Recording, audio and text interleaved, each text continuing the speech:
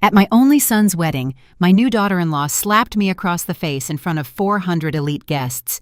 She told me to take my thrift store dress and go back to the hood.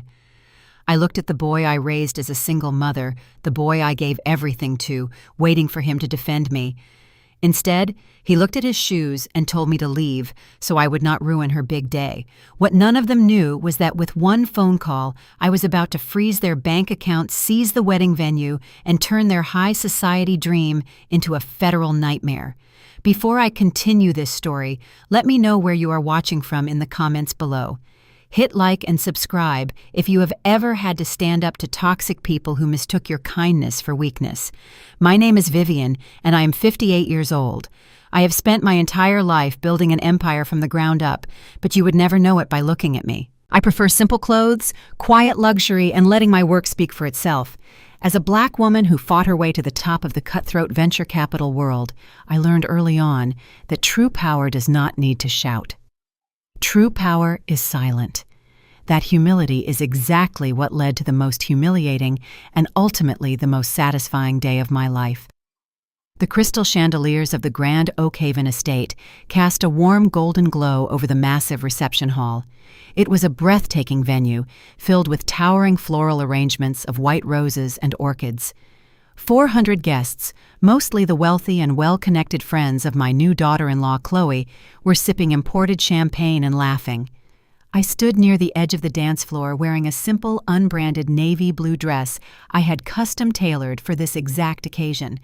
I was holding a glass of sparkling water, just watching my son Marcus smile. At 32 years old, he looked handsome in his bespoke tuxedo. That was all I ever wanted, to see him happy and successful. Then the unthinkable happened.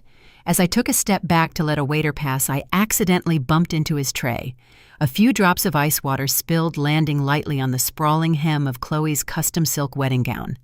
I gasped softly and immediately reached out to apologize, pulling a linen napkin from the waiter's tray to help dab the tiny water spots. I did not even get the words of apology out of my mouth. The sharp, deafening crack of her hand striking my cheek echoed through the massive ballroom. It was a violent, full-force slap that snapped my head to the side. The string quartet in the corner stopped playing abruptly. The lively chatter of 400 guests died instantly, replaced by a collective, stunned silence. You could hear a pin drop on the marble floor. My face burned intensely, the stinging pain radiating through my jaw and down my neck. I slowly turned my head back to look at Chloe. Her face was twisted in pure disgust, her blue eyes flashing with a venom I had never seen so openly displayed. "Get out of here, old woman," she hissed, her voice sharp and loud enough to carry all the way to the back of the silent room. "Take your thrift store dress and go back to the hood. You are embarrassing me. You are embarrassing everyone here. Nobody wants you here." The words hit far harder than the physical blow. I did not raise my hand to touch my stinging cheek. I did not cry out or stumble. I have faced down ruthless corporate boards, hostile takeovers, and men who tried to destroy me for decades. I know how to control my emotions. But the physical pain of the slap was absolutely nothing compared to the suffocating agony of turning to look at my son. Marcus stood right next to her. This was the boy I raised single-handedly after his father walked out on us when he was just a baby. I worked 3 exhausting jobs to put him through the best private schools. I stayed awake countless nights helping him study.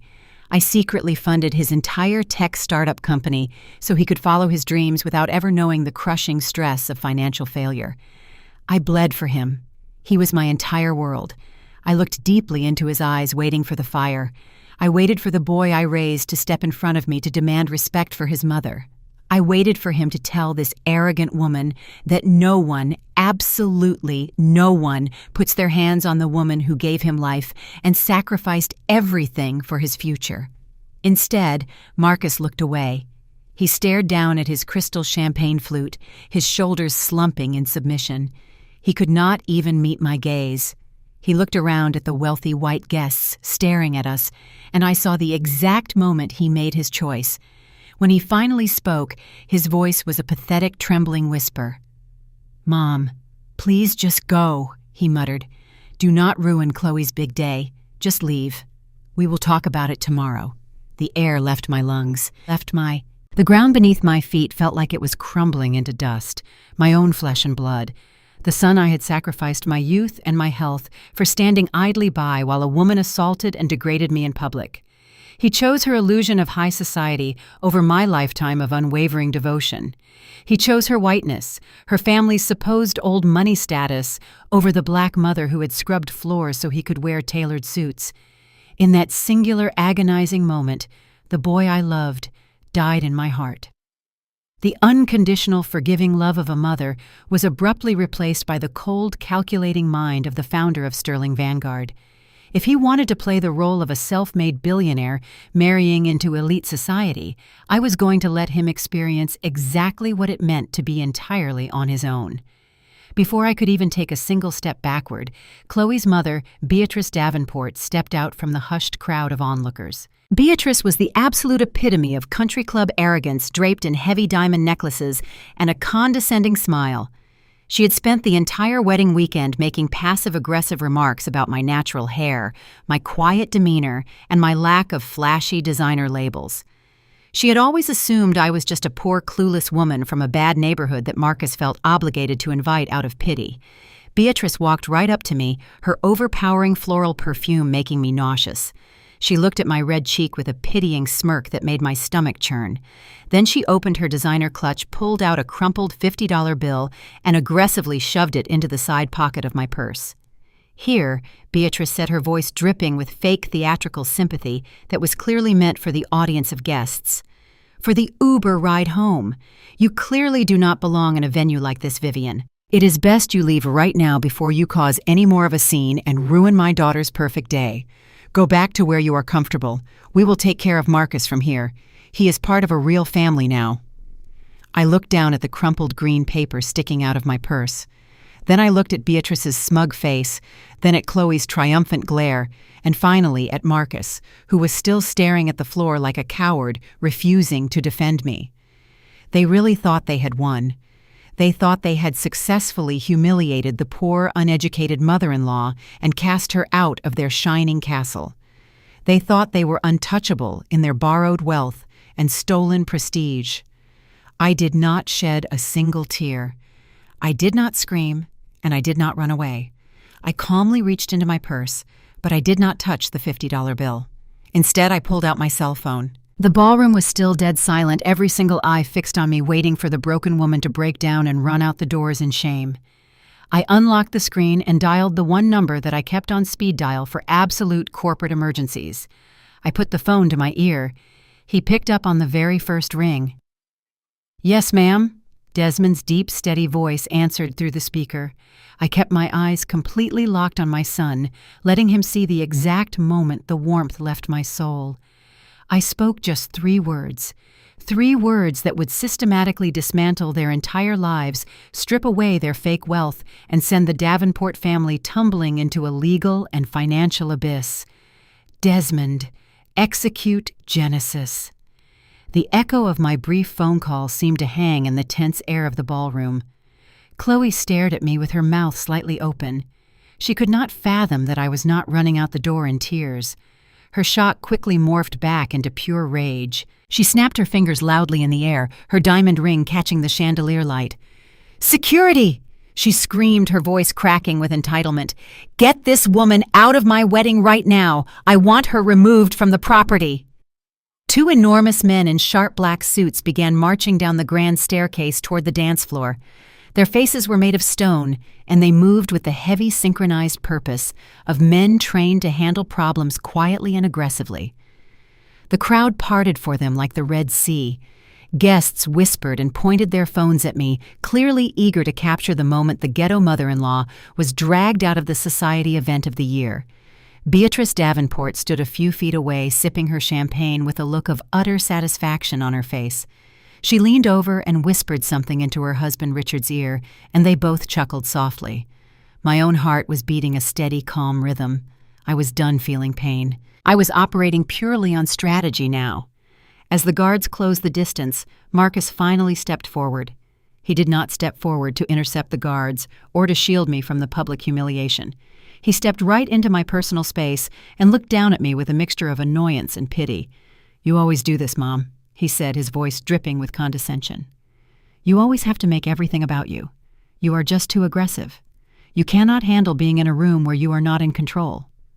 Why are you acting like this on my wedding day?" I looked at the man standing in front of me and realized I did not know him at all. The boy I had raised to respect himself and respect women had vanished. In his place stood a hollow shell of a man, desperate for the approval of people who secretly despised him. "I am not acting aggressively, Marcus," I replied, keeping my voice completely level. I was standing quietly. "Your wife struck me in the face, and you stood there and watched." Marcus shook his head and let out a heavy, dramatic sigh as if I were a stubborn toddler he was trying to reason with. "You bumped into her dress, Mom," he said. "You ruined silk that costs more than your entire wardrobe. You have to understand how stressed Chloe is today. She wants everything perfect, and you are just standing here glaring at everyone, making people uncomfortable. Just let security escort you to the gate. I will call you next week when things calm down." He actually believed he was being the voice of reason. He actually thought he was managing the situation like a powerful executive handling a disgruntled employee. The sheer audacity of his gaslighting was almost impressive. "You think you are so superior, Marcus," I said, my eyes boring into his. "You think marrying into this family makes you a man. You think you do not need the mother who scrubbed floors and built an empire so you could play at being a boss." Marcus scoffed loudly, crossing his arms over his custom tuxedo. He looked around to make sure Chloe and her parents were listening to him put me in my place. "I do not need you, Mom," he said loudly. "I have not needed you for a long time. I am the chief executive officer of my own tech company. I built that from the ground up. I paid for this entire wedding myself. Do you have any idea how much this estate costs to rent for a single night? $150,000, Mom. $150,000 of my own hard-earned startup money. I did not ask you for a single dime for this wedding. So do not stand there and act like I owe you my life. I am a self-made man." I looked over at Chloe, who was beaming with pride at her self-made husband. Richard and Beatrice Davenport nodded approvingly, clearly impressed by the numbers their new son-in-law was throwing around. It was a beautiful narrative they had all constructed together. A narrative where Marcus was a tech genius who had magically secured millions in venture capital through his own sheer brilliance. A narrative where he was elevating himself from his humble, embarrassing roots. The tragedy was that Marcus actually believed his own lie. He actually believed the money sitting in his business accounts was a result of his own labor. He had completely blocked out the fact that I was the silent angel investor who had anonymously funded every single round of his seed money through a proxy firm. I had instructed my lawyers to approve his mediocre business proposals just to give him the confidence he so desperately craved. Every dollar he spent trying to impress this racist family was money I had bled for. I watched him puff out his chest and stand tall next to the woman who had just assaulted me. "You paid $150,000 for this venue?" I asked, repeating the number slowly. "That is very impressive, Marcus. You must be very proud of your success." "I am proud," he snapped back, "and that is why I cannot have you ruining my image today. I belong here. This is my world now. You need to accept that we are in different tax brackets, and you just do not fit in with Chloe's family. You do not understand how things work at this level. You are clinging to the past and trying to drag me down to your level. But I will not let you ruin everything I have built with Chloe. We are moving forward without your negativity." The heavy footsteps of the security guards finally reached us. They were massive men standing well over 6 feet tall with broad shoulders and earpieces coiled behind their thick necks. Chloe crossed her arms with a victorious smirk. "Take her by the arms and escort her off the property immediately," Chloe ordered, pointing a manicured finger directly at my face. "If she resists, call the local police and have her arrested for trespassing. I want her gone before they serve the main course." The guests nearby leaned in, holding their breath, anticipating the physical struggle. Marcus took a large step back, clearing the way for the guards to grab me. He did not even flinch. He just watched, waiting for his mother to be thrown out like garbage. The lead security guard stopped right in front of me. He was close enough that I could see the reflection of the chandeliers in his dark eyes. I did not move a single muscle. I did not blink. I stood perfectly still, with my hands folded neatly in front of me, waiting. The guard looked at me, and then he looked at Chloe.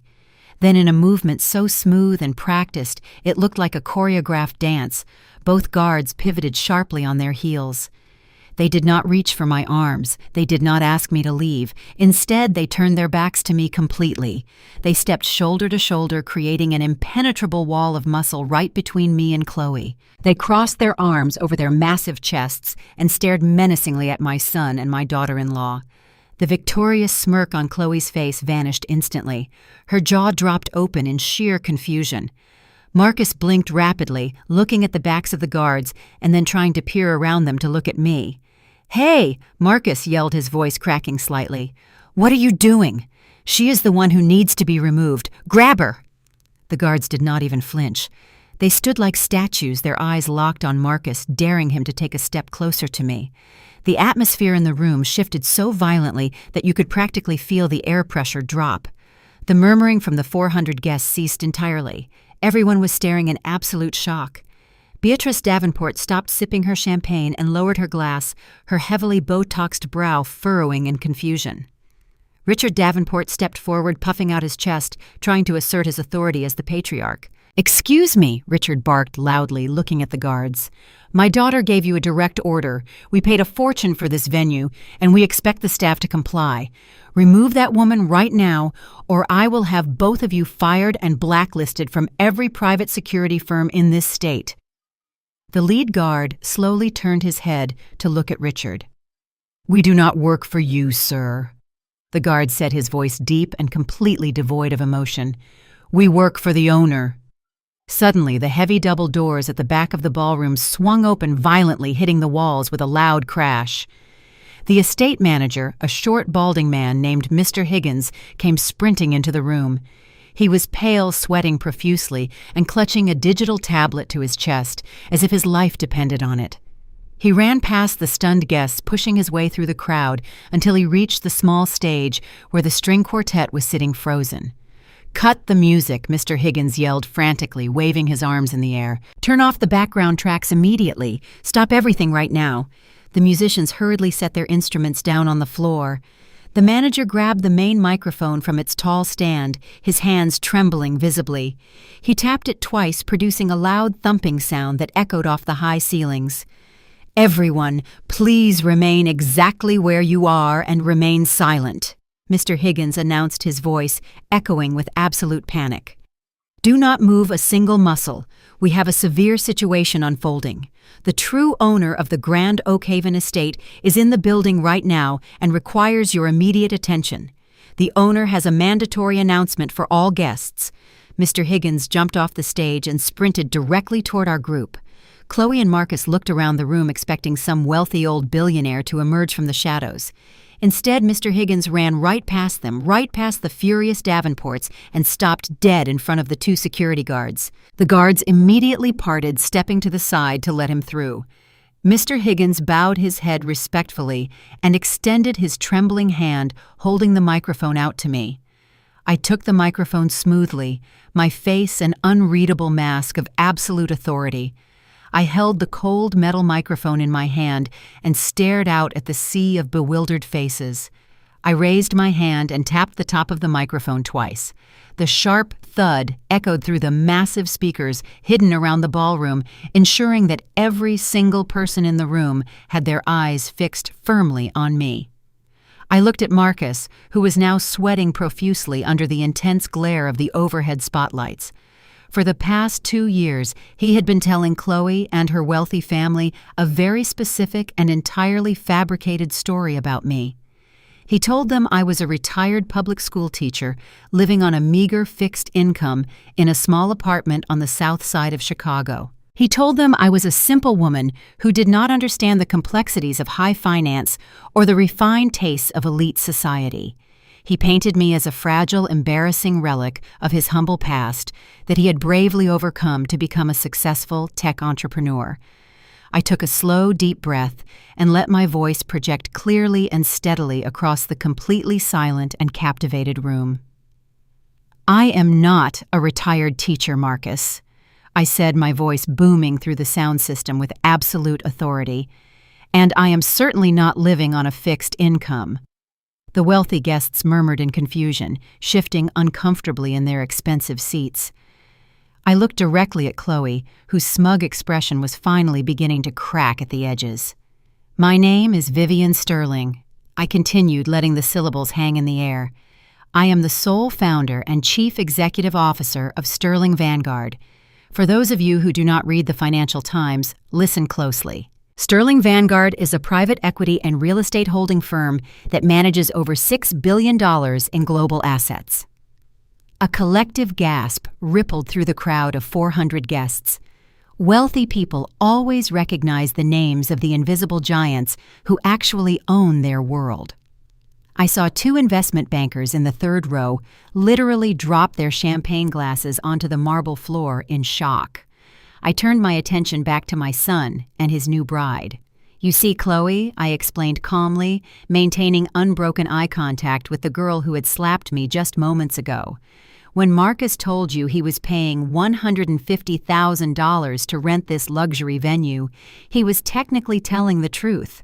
He did sign a contract, but what he did not know, what he was too arrogant and foolish to research, was who he was actually signing that contract with. Sterling Vanguard purchased the Grand Oak Haven estate 3 years ago through a subsidiary holding company. We also own the luxury catering service that prepared your caviar tonight. We own the valet company that parked your least luxury cars outside the main gates. We own the very ground you are standing on right now. You did not banish me from your wedding venue, Chloe. You invited me into my own living room." I watched the color completely drain from the face of my son. He looked like a man who had just stepped off a cliff and was waiting for the ground to rush up and meet him. He knew the name Sterling Vanguard. He knew it was the proxy firm that had miraculously approved his flawed business plans and funded his tech startup when every other bank refused. He was finally connecting the dots and realizing that his entire life as a self-made chief executive officer was nothing more than a carefully constructed playground built by his mother. I let the silence stretch for a few agonizing seconds, letting the crushing weight of reality settle over the bridal party. Then Chloe broke the silence with a shrill, piercing laugh. It was a desperate, unhinged sound that echoed awkwardly in the tense room. She looked around at her friends and family, gesturing wildly toward me with her hands shaking in pure denial. "This is pathetic!" Chloe yelled, her voice shaking with rage. "This is absolutely pathetic. She is lying. Look at her cheap dress. Look at her hair. She is a delusional old woman who cannot handle the fact that her son married into a real family. She is just making up company names to sound important because she is embarrassed." Chloe grabbed Marcus by the arm, shaking him frantically. "Tell them she is lying, Marcus. Tell them your mother has lost her mind and needs to be locked up in a psychiatric ward immediately."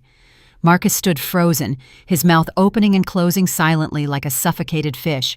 He could not speak because the horrifying truth was already taking root in his mind. But Richard Davenport was not going to let his daughter be humiliated in front of his peers. He stomped forward, his face purple with rage. He completely ignored me and marched straight toward Mr. Higgins, the terrified estate manager who was standing nearby. "Listen to me, you incompetent fool," Richard bellowed, pointing a thick finger directly at the chest of the trembling manager in front of him. "I do not care what kind of mental breakdown this woman is having. You are the manager of this facility. We are paying customers. I demand that you cut her microphone and have her physically thrown out the front doors immediately. If you do not remove this delusional woman from my daughter's wedding right now, I will personally ensure that this venue is sued into bankruptcy. I will call my lawyers and have you tied up in court for the rest of your miserable life. I know the mayor. I know the city council. I will ruin you and your pathetic career." Mr. Higgins did not shrink away from the angry man. Instead, the small manager simply adjusted his glasses and looked at Richard with a mixture of pity and exhaustion. Sir Mr. Higgins said, his voice trembling but resolute, "I cannot do that. I am bound by my employment contract to follow the direct orders of the property owner, and Mrs. Sterling is the sole proprietor of this estate. If she tells me to let her speak, I must let her speak without any interruptions from you." Richard Davenport looked like he had been physically struck. He stumbled back a step, his blustering confidence entirely punctured by the unwavering loyalty of the manager. Beatrice Davenport let out a soft, whimpering sound, clutching her diamond necklace, as she realized the true danger of their situation. The illusion of their superiority was rapidly dissolving, leaving them completely exposed in front of 400 of their most judgmental peers. They had spent months treating me like a stray dog that had wandered into their pristine neighborhood. Now they were realizing the absolute truth. The stray dog actually owned the entire town. I did not raise my voice to match the screaming of Richard. True power does not need to scream or throw tantrums. I simply looked at Mr. Higgins and gave him a single sharp nod. That was the only signal he needed. Mr. Higgins immediately pulled a walkie-talkie from his belt and spoke a few rapid words into the receiver. Less than 5 seconds later, the entire atmosphere of the ballroom was violently altered. With a loud mechanical clunk, the magnificent crystal chandeliers hanging above went dark. The room was plunged into shadows. A second later, the massive cascading champagne fountains along the walls sputtered and ground to a complete halt. The soft ambient lighting around the perimeter shifted to a harsh, glaring fluorescent white, completely destroying the carefully curated romantic ambiance of the wedding reception. The sudden change in lighting made everyone look pale and sickly. The grand celebration had been instantly transformed into a sterile interrogation room. I brought the microphone back to my lips, my voice echoing coldly over the heads of the panicking and bewildered crowd of guests. As the legal owner of this commercial property, I am exercising my right to immediately terminate the rental agreement I announced. I am officially shutting down this venue due to severe health code violations. Specifically, the presence of toxic pests that have infested my ballroom. Several guests gasped in horror looking around the floor for actual pests before realizing I was talking directly about the Davenport family and my ungrateful son. The rental contract stipulates that in the event of an immediate closure, all guests must vacate the premises immediately to avoid trespassing charges. You have exactly 10 minutes to gather your belongings and leave my property. After 10 minutes, my security team will lock the front gates, and anyone remaining inside the estate will be charged with criminal trespassing. The sheer finality of my words sent a massive shockwave through the room. The elegant guests who had been mocking me just minutes earlier were now scrambling in a dignified panic, grabbing their coats and designer purses, desperate to avoid being caught up in a legal nightmare. The band members were already packing their expensive instruments and rushing toward the service exit. Marcus finally snapped out of his paralyzed state. He saw the wealthy elite sprinting for the doors. He saw his perfect facade crumbling into dust right before his eyes. He lunged forward, breaking away from Chloe and running toward me with pure desperation etched into his face.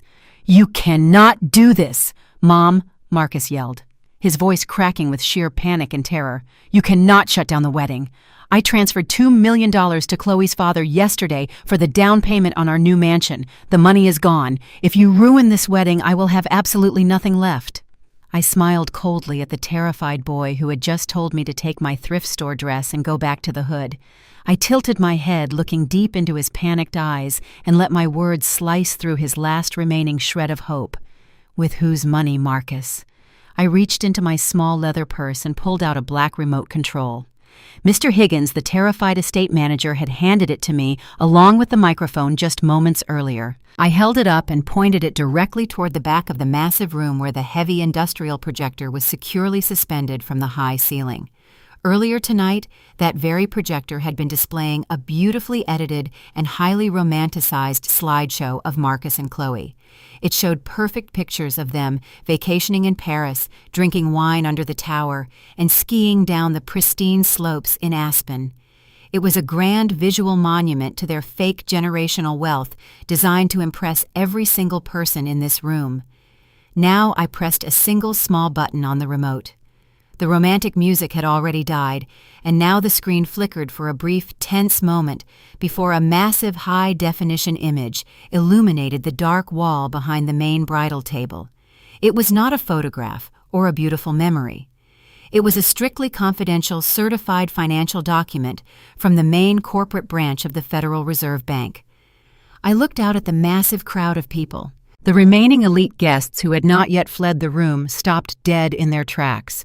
Their greedy, insatiable curiosity completely overrode their very real fear of the trespassing charges I had just threatened them with. They all turned in unison to look at the giant bright screen glowing in the encroaching shadows of the ballroom. I spoke clearly into the microphone, making absolutely sure that every single syllable landed like a heavy stone on the conscience of my son. This document displayed before you is the primary business account for my son's revolutionary tech startup company. I said, my voice perfectly calm and devoid of any maternal warmth. For the past 2 years, Marcus has been telling every single person in this room, including his new bride, that he is a visionary chief executive officer. He claimed he had successfully secured massive rounds of funding from anonymous high-level angel investors simply because his business model was far too brilliant to ignore. He told you all that he was a powerful, self-made millionaire who had bravely climbed out of the hood through his own sheer genius and relentless work ethic. I pressed the next button on the remote with a satisfying click. The giant screen shifted immediately to display a massive and complex web of corporate holding structures and limited liability companies. I want you all to take a very close look at the actual source of those mysterious angel investments. I continued pacing slowly across the marble floor. Every single dollar that went into his company bank account came directly from a designated blind trust. And that specific blind trust is entirely owned, funded, and operated by Sterling Vanguard, which ultimately means that I am the sole financier of his entire miserable operation. His highly touted company does not sell any software to anyone. They do not have any real corporate clients or any proprietary technology. His tech startup is nothing more than an incredibly expensive shell company created and maintained solely to filter my hard-earned money directly into his pocket so he could pretend to be wealthy enough to impress superficial people like you. Marcus stared up at the glowing screen, his jaw dropping and his mouth hanging open in complete and utter disbelief. The undeniable, concrete proof of his monumental failure as a man was currently projected 20 feet high for all his elite friends and his new family to witness. He was completely exposed to the harsh light of reality. But that revelation was not even the worst part of his betrayal. I pressed the remote button once more. A brand new document appeared on the huge screen. It was a high-level wire transfer authorization form dated exactly 3 days ago. The exact amount listed in bold black ink was $2 million. The final destination routing account belonged exclusively to Richard Davenport. Marcus had been growing incredibly desperate, I explained to the captivated audience, my voice echoing sharply in the silent ballroom. He knew his fake tech company was burning through my cash faster than he could legally hide it from the accountants. And he also knew that the Davenport family demanded a $2 million cash down payment for the new luxury mansion Chloe wanted as her ultimate wedding gift. But he did not have the money anywhere in his accounts, because his fraudulent company generates absolutely zero revenue. So instead of simply coming to me and telling the truth, my son made the absolute worst mistake of his entire life. He deliberately forged my legal signature on a restricted corporate liquidation request. He illegally authorized the direct transfer of $2 million out from my personal retirement trust and wired it directly to Chloe's father. The entire room erupted into a chorus of shocked gasps and horrified murmurs. Forgery and wire fraud were not just simple mistakes. They were highly serious federal crimes carrying mandatory prison sentences. The elite wealthy guests began whispering furiously among themselves, pointing their phones at the screen to take pictures of the evidence. Chloe slowly turned her head to look at Marcus. Her face was absolutely not filled with any moral outrage or deep disappointment that her new husband had committed a massive felony against his own loving mother. She did not care at all that he was a confirmed criminal. She was completely and utterly horrified simply because he was broke. "You lied to me!"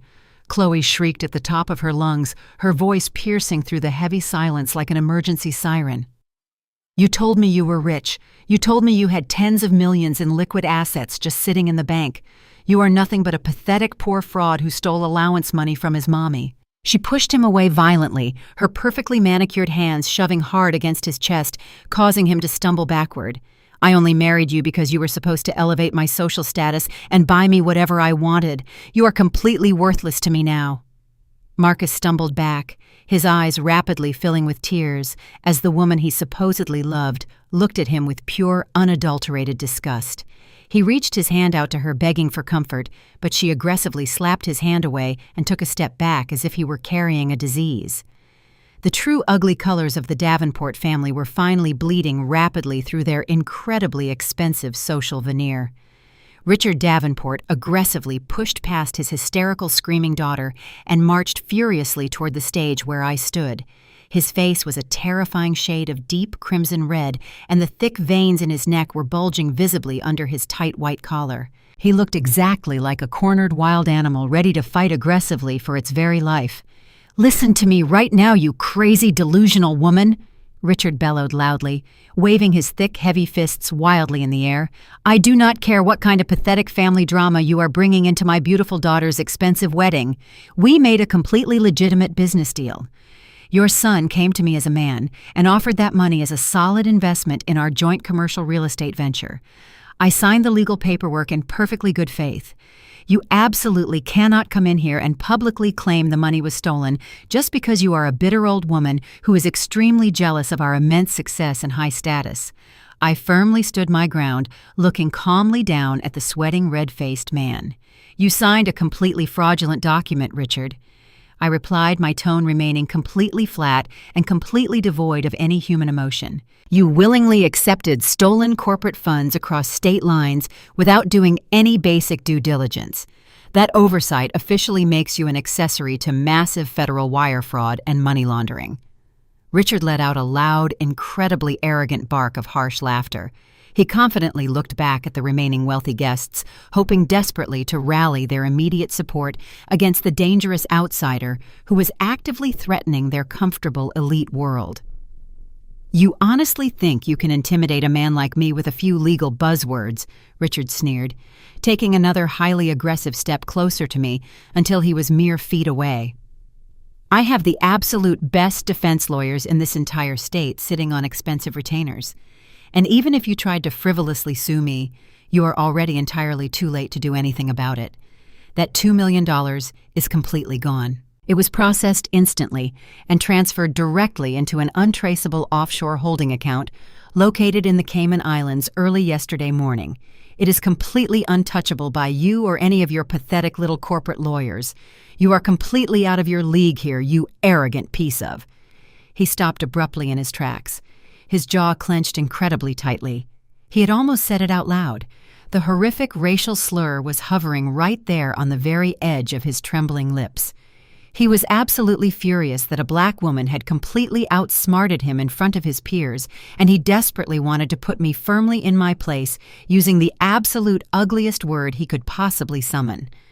But the looming, intimidating presence of my two massive security guards, stepping slightly forward and staring him down, made him swallow the vile insult at the very last possible second. He knew deep down that if he dared to say that word out loud, he would most likely leave this beautiful room in a plastic body bag. The suffocating silence that immediately followed his near slip was incredibly thick and heavy. Every single person remaining in the giant room knew exactly what he had almost called me. Marcus looked over at his father-in-law with wide, completely terrified eyes, finally fully realizing the deep-seated, intense hatred the Davenport family truly held for people who looked exactly like us. Marcus had foolishly traded his soul, his family, and his dignity for a temporary seat at a fancy table where he was secretly despised and mocked behind his back.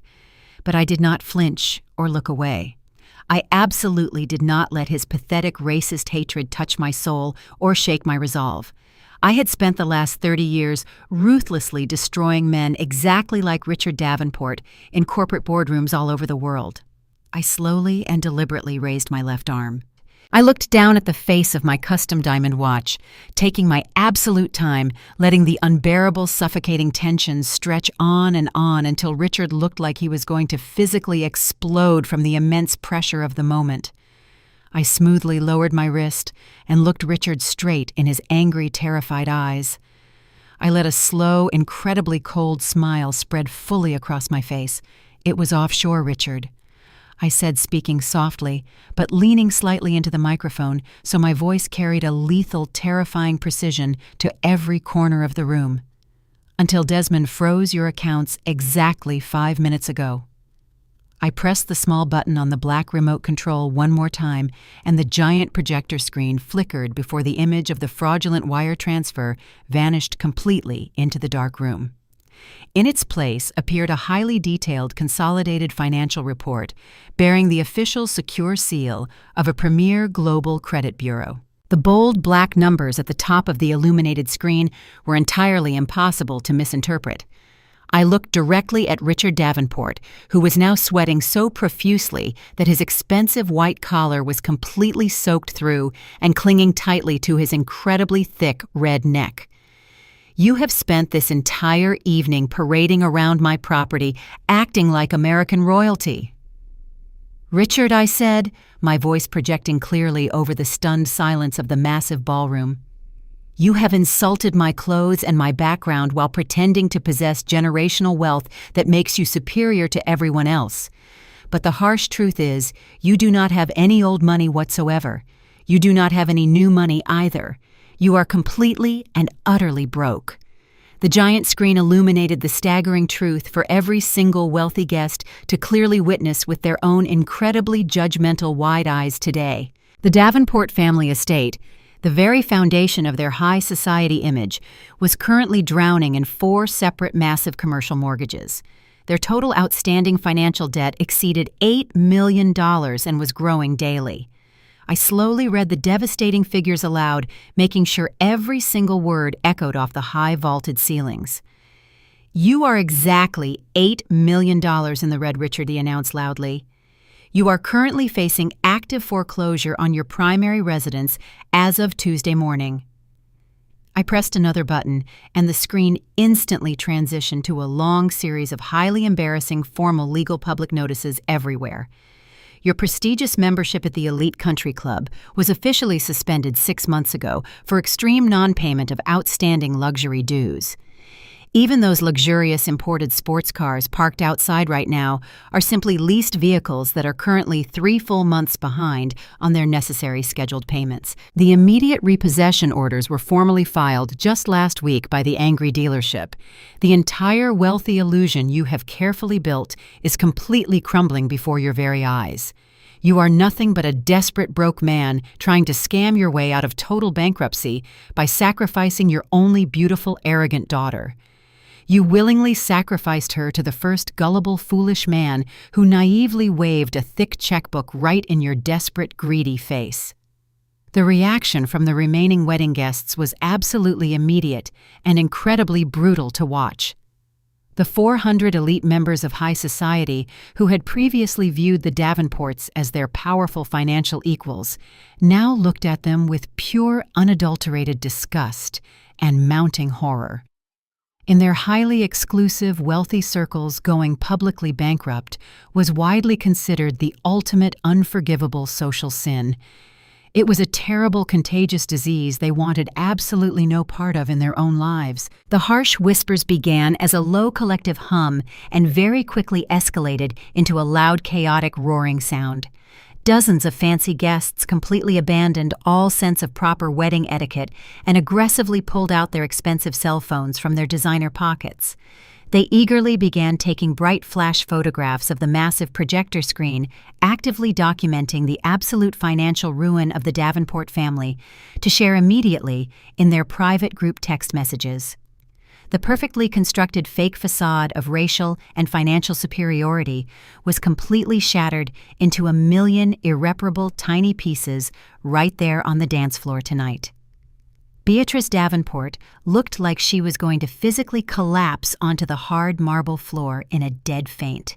Her heavily Botoxed face violently contorted into a deeply tragic mask of pure panic and utter sheer humiliation. She frantically waved her thin arms wildly in the cold air and awkwardly rushed toward the front of the wooden stage, desperately trying to physically block the bright projector lens with her bare, shaking hands. "Stop looking at that!" she shrieked loudly, her voice cracking hysterically over the loud crowd noise. "Turn those awful phone cameras off right now. It is totally fake. It is a vicious, nasty lie created by this jealous, awful, crazy woman. Beatrice continued screaming desperately. We are incredibly wealthy and we are the Davenports. But her frantic, desperate cries only made the entire situation infinitely more pathetic and sad to witness. She was literally jumping up and down in her incredibly expensive designer silk gown, fruitlessly trying to cover a massive digital light projection that was over 20 feet high. The eager, gossiping guests completely ignored her desperate pleading commands and happily continued snapping hundreds of clear photos of the devastating financial bank documents on the large wall. Several prominent local socialites who had been cheerfully drinking expensive imported champagne with Beatrice just an hour ago were now actively pointing and laughing at her loud public meltdown. Richard stood completely frozen in his expensive shoes, his mouth simply opening and closing silently like a trapped fish. He had absolutely no legal defense available to him. The irrefutable federal credit documents clearly projected brightly on the wall were completely legally binding and entirely impossible to reasonably deny. He slowly looked at the surrounding vast sea of shiny cell phone cameras, permanently capturing his ultimate, absolute, total public massive downfall. Richard quickly realized his entire business reputation was permanently, entirely destroyed forever. He would absolutely never be able to proudly show his red face at the prestigious country club or any elite society charity event ever again in his life. The wealthy elite world he constantly worshipped had just permanently slammed its heavy golden doors right in his sweating face. Chloe Davenport had been completely silent the entire time, just staring completely blankly at the staggering, massive debt figures brightly displayed on the large white wall. Her beautiful, perfectly made-up face slowly twisted into something incredibly dark and ugly. Her expression morphed into something truly vicious and deeply hateful. She finally snapped her attention violently away from the glowing screen and turned her absolute pure fury directly onto my terrified son. She did not direct any of her explosive anger at her lying father for actively hiding their terrible family finances or deliberately putting her in this desperate, awful position. Instead, she violently lunged forward at Marcus, forcefully pushing him hard backward with both of her hands. "You completely useless, stupid idiot!" Chloe screamed at the absolute top of her lungs, her voice echoing painfully loudly around the room. "You completely ruined absolutely everything we planned," Chloe continued shrieking madly. "You personally promised me you had this situation completely handled and covered. You confidently said she was just a clueless, stupid ghetto millionaire. You explicitly said she would never even notice the money was completely missing from those massive corporate bank accounts." Marcus stumbled backward blindly, his eyes incredibly wide with absolute sheer horror. He stared at his beautiful, angry new bride and finally fully processed the devastating, harsh truth hidden behind her deeply hateful, screaming words. He finally truly understood the dark, incredibly twisted, horrible reality playing today. He finally understood the reality of their entire fake relationship from the very beginning. She had absolutely never been genuinely attracted to his keen intelligence or his strong personal ambition. She had absolutely never truly loved him at all. She only willingly agreed to marry a black man from a humble background because her arrogant family was desperately drowning in $8 million of overwhelming debt, and she selfishly thought she had found the absolute perfect, naive, stupid victim to quietly bail them out forever. "You totally used me," Marcus whispered softly, his voice heavily breaking with profound, deep sorrow. Hot, terrible tears finally spilled quickly down his shocked face as he spoke. "You only married me for the financial bailout," Marcus cried out. "You totally knew about your father's massive debt this entire time." Chloe let out a sharp, incredibly cruel laugh that sounded absolutely demonic and cold in the brightly lit, completely sterile ballroom environment. "Of course I knew about the massive debt, you pathetic, stupid loser," she spat angrily, stepping much closer to him and aggressively pointing a sharp manicured finger directly in his crying face. "Do you honestly think I would ever willingly settle down today?" Marcus stood there completely broken and utterly destroyed by the horrific truth. He finally looked over at me with desperate, crying eyes, begging silently for some kind of salvation or maternal comfort to somehow rescue him from this awful nightmare. My face remained perfectly calm and incredibly cold. "She is right, Marcus," I said, my voice slicing clearly through the tense, heavy silence. "She never genuinely loved you at all. Would you like to see exactly what happened at her wild bachelorette party down in Cabo last month?" I asked smoothly, reaching straight back into my small leather purse again. I reached into my small leather purse and pressed the black button on the remote control. The giant projector screen flickered before the massive financial documents vanished completely. In their place, a vibrant, high-definition video began to play loudly across the ballroom. The bright, sunny background of a luxurious beach resort in Cabo San Lucas filled the wall. The video showed Chloe lounging by a sparkling blue infinity pool surrounded by her 5 wealthy bridesmaids. They were holding expensive tropical drinks and laughing. It was a clear recording taken by her friends during her bachelorette party 1 month ago. The high-quality audio echoed perfectly, ensuring every guest could hear her every word. On the giant screen, Chloe leaned back in her pristine white swimsuit and took a long sip of her drink. Her friend off-camera asked her if she was actually excited to marry Marcus. Chloe rolled her blue eyes and let out a cruel laugh. "I am not marrying him for his personality," she slurred slightly. Her face flushed. "I am marrying him because my father says we desperately need a financial bailout, and Marcus is the perfect, useful idiot for the job." The bridesmaids erupted into loud cheers, clinking their glasses together. The real Chloe was completely uncensored and entirely comfortable in her bubble. "He is so incredibly desperate to fit in with us," she continued, laughing maliciously. "He literally follows me around like a lost, pathetic puppy, begging for validation. He hates his own background so much that he threw his entire life away just to buy me a massive diamond ring. It is honestly so sad, but it works perfectly for me." Then the video took an even darker and much more sinister turn. Chloe leaned toward the camera lens, her beautiful face twisted into an ugly sneer. She began making deeply offensive racist jokes about his heritage and his physical features. She mocked the way he tried to sound educated, and she relentlessly made fun of his natural hair. She casually used derogatory terms that made several wedding guests physically gasp in absolute horror and turn their heads away in shame. She told her friends that she would absolutely never let his ghetto mother anywhere near their future children.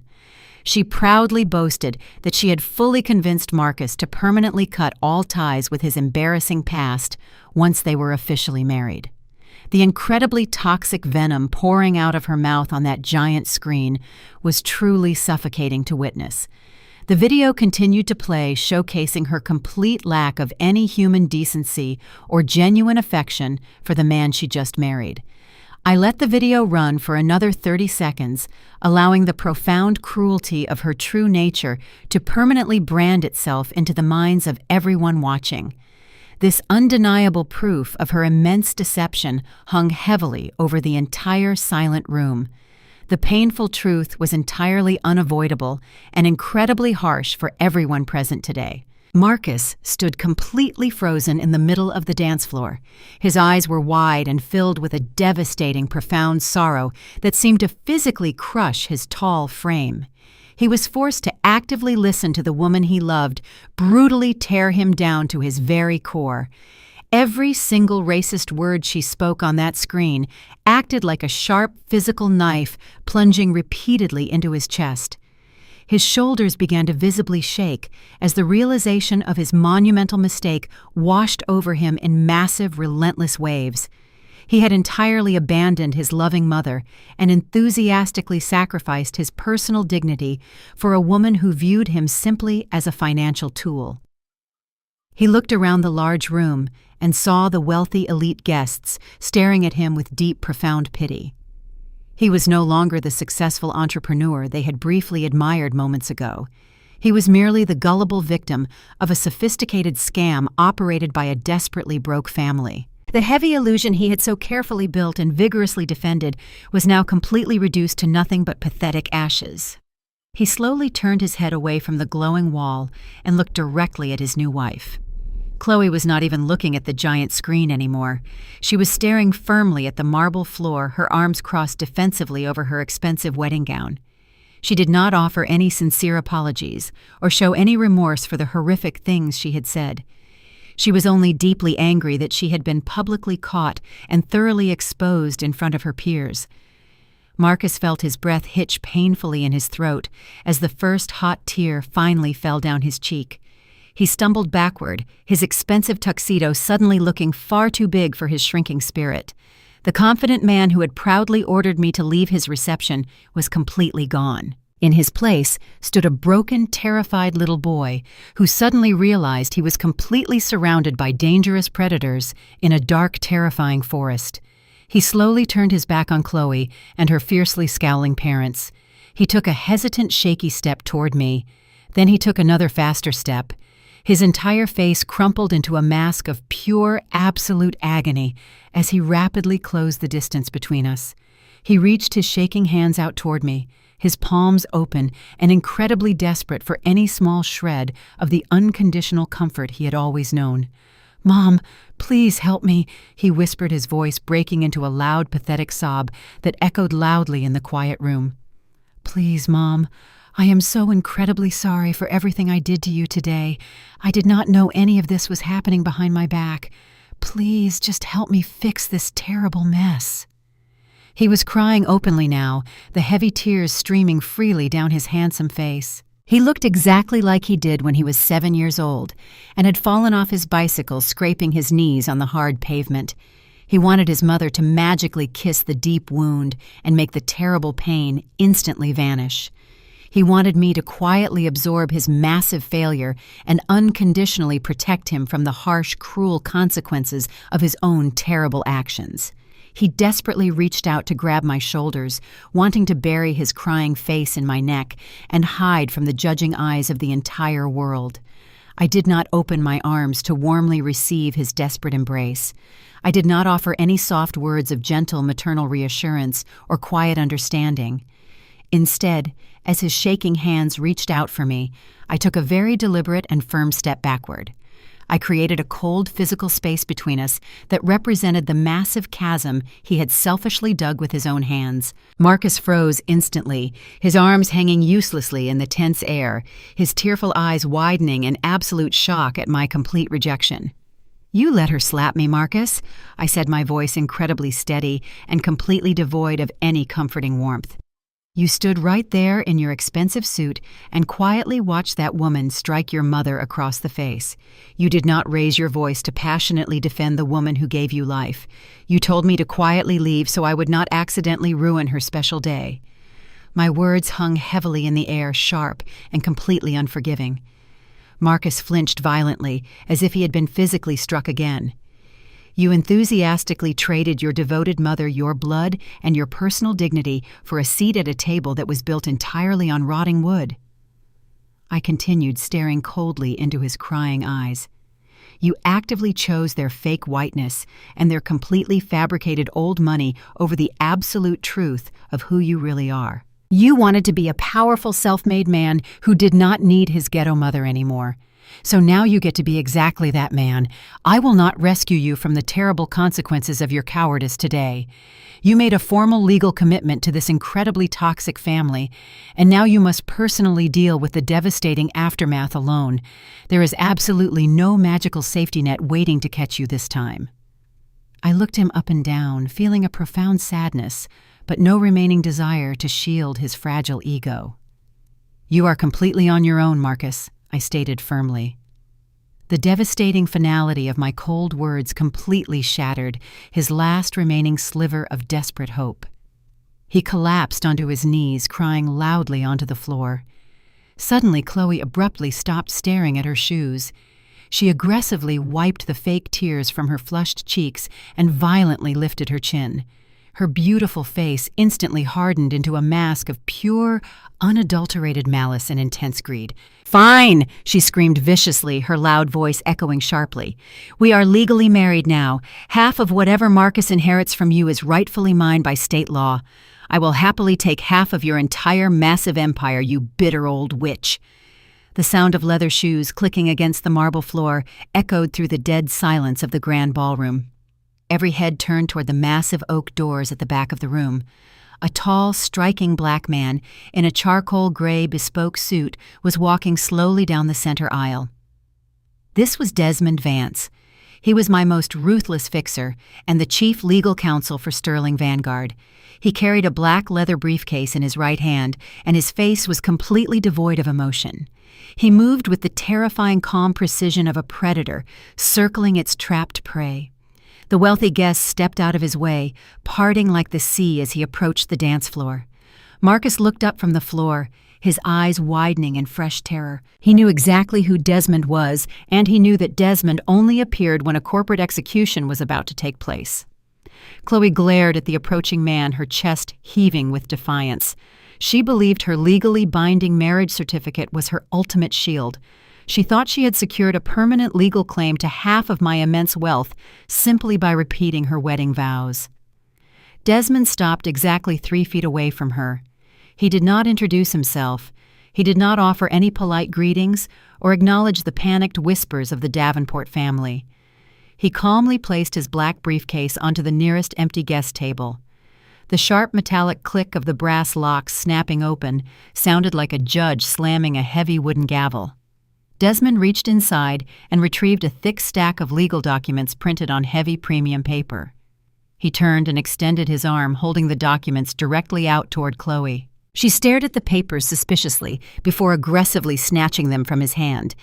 She looked down at the bold black text on the very first page. "What is this garbage?" she demanded, her voice dripping with venom. "This is a complete waste of my time." Desmond looked at her with incredibly cold, unblinking eyes. "That is your legally binding prenuptial agreement, Mrs. Sterling," he stated, his deep voice projecting clearly across the room. "It severely limits your financial claims in the event of a divorce and completely protects all Sterling Vanguard corporate assets from any marital division." Chloe stared at him for a brief second before she threw her head back and let out a loud, mocking laugh. Her laugh was completely arrogant and entirely full of herself.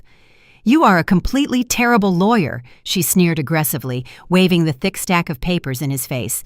"I explicitly refuse to sign any prenuptial agreement. Marcus brought one to me 3 months ago, and I threw it right in the garbage.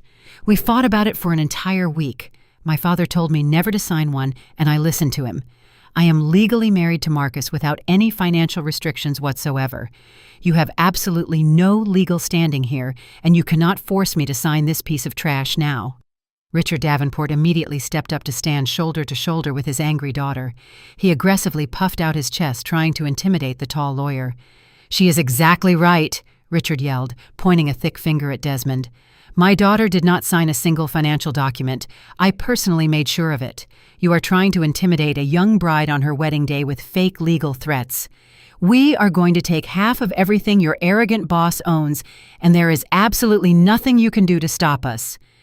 Desmond did not flinch or react to the loud, aggressive yelling. He simply reached into his inside jacket pocket and pulled out a single sheet of paper. He held it up so both Chloe and Richard could clearly see the blue ink signatures at the very bottom. "You are absolutely correct that you refused to sign the standard prenuptial agreement," Desmond replied, his voice incredibly smooth and dangerously calm. "However, you both seem to have completely forgotten about the expedited marriage license application you forced Marcus to sign late last night in your private study." Chloe stopped laughing instantly. Her blue eyes darted nervously toward her father. Richard swallowed hard, heavily sweating under his tight collar. Desmond stepped closer to them, commanding the entire physical space. Last night, Richard realized the local county clerk had not fully processed the final marriage paperwork, Desmond explained loudly for the entire room to hear. So Richard aggressively pressured Marcus to sign an emergency expedited filing document provided by a private legal courier to ensure the wedding could legally proceed today. You were in such a desperate rush to secure your wealthy son-in-law that you did not bother to actually read the fine print on the application. Desmond handed the single sheet of paper to Chloe. Her hands were visibly shaking as she took it. Because Marcus possesses absolutely no personal wealth and relies entirely on Sterling Vanguard corporate accounts for his daily living expenses, he used a specialized corporate credit line to pay for the expensive expedited marriage license. Desmond continued, his tone perfectly clinical and absolutely merciless. By using my client's corporate entities to directly fund the legal creation of this marriage, the union immediately fell under the strict jurisdiction of the Sterling Vanguard Corporate Fraud Protection Protocols. You did not sign a standard family law prenuptial agreement, Chloe. You signed an absolute corporate indemnity clause. The entire room fell completely silent again as the devastating legal reality washed over the Davenport family. Chloe frantically scanned the document, her eyes darting back and forth across the dense legal jargon. Desmond did not give her a single second to breathe or process the information. That specific clause explicitly states that any individual marrying into the Sterling Family Trust, while corporate funds are actively deployed, is completely permanently barred from claiming any financial assets, properties, or future inheritance, Desmond stated loudly. You are legally entitled to absolutely nothing. If you divorce Marcus tomorrow, you will walk away with the exact same amount of money you had yesterday, which is zero. But it actually gets much worse for you, Mrs. Sterling. Chloe dropped the papers onto the marble floor, her body trembling violently. What do you mean, worse? She whispered, her voice barely audible over the sound of her own rapid breathing. Desmond offered a thin, completely humorless smile. Because this marriage was explicitly facilitated through corporate funds, and because we have just publicly proven that you entered into this union under massively fraudulent pretenses to secure a financial bailout, my client is legally invoking the penalty restitution clause, Desmond explained. You do not just leave this incredibly brief marriage with absolutely nothing. You and your bankrupt father are now held completely legally and financially responsible for fully reimbursing Sterling Vanguard for every single expense related to this fraudulent wedding event. You owe my client $150,000 for the venue rental, the luxury catering, the imported flowers, and the security team. And because your credit is completely destroyed and your accounts are entirely frozen, that massive debt will be immediately attached to your future wages and any remaining physical assets you possess.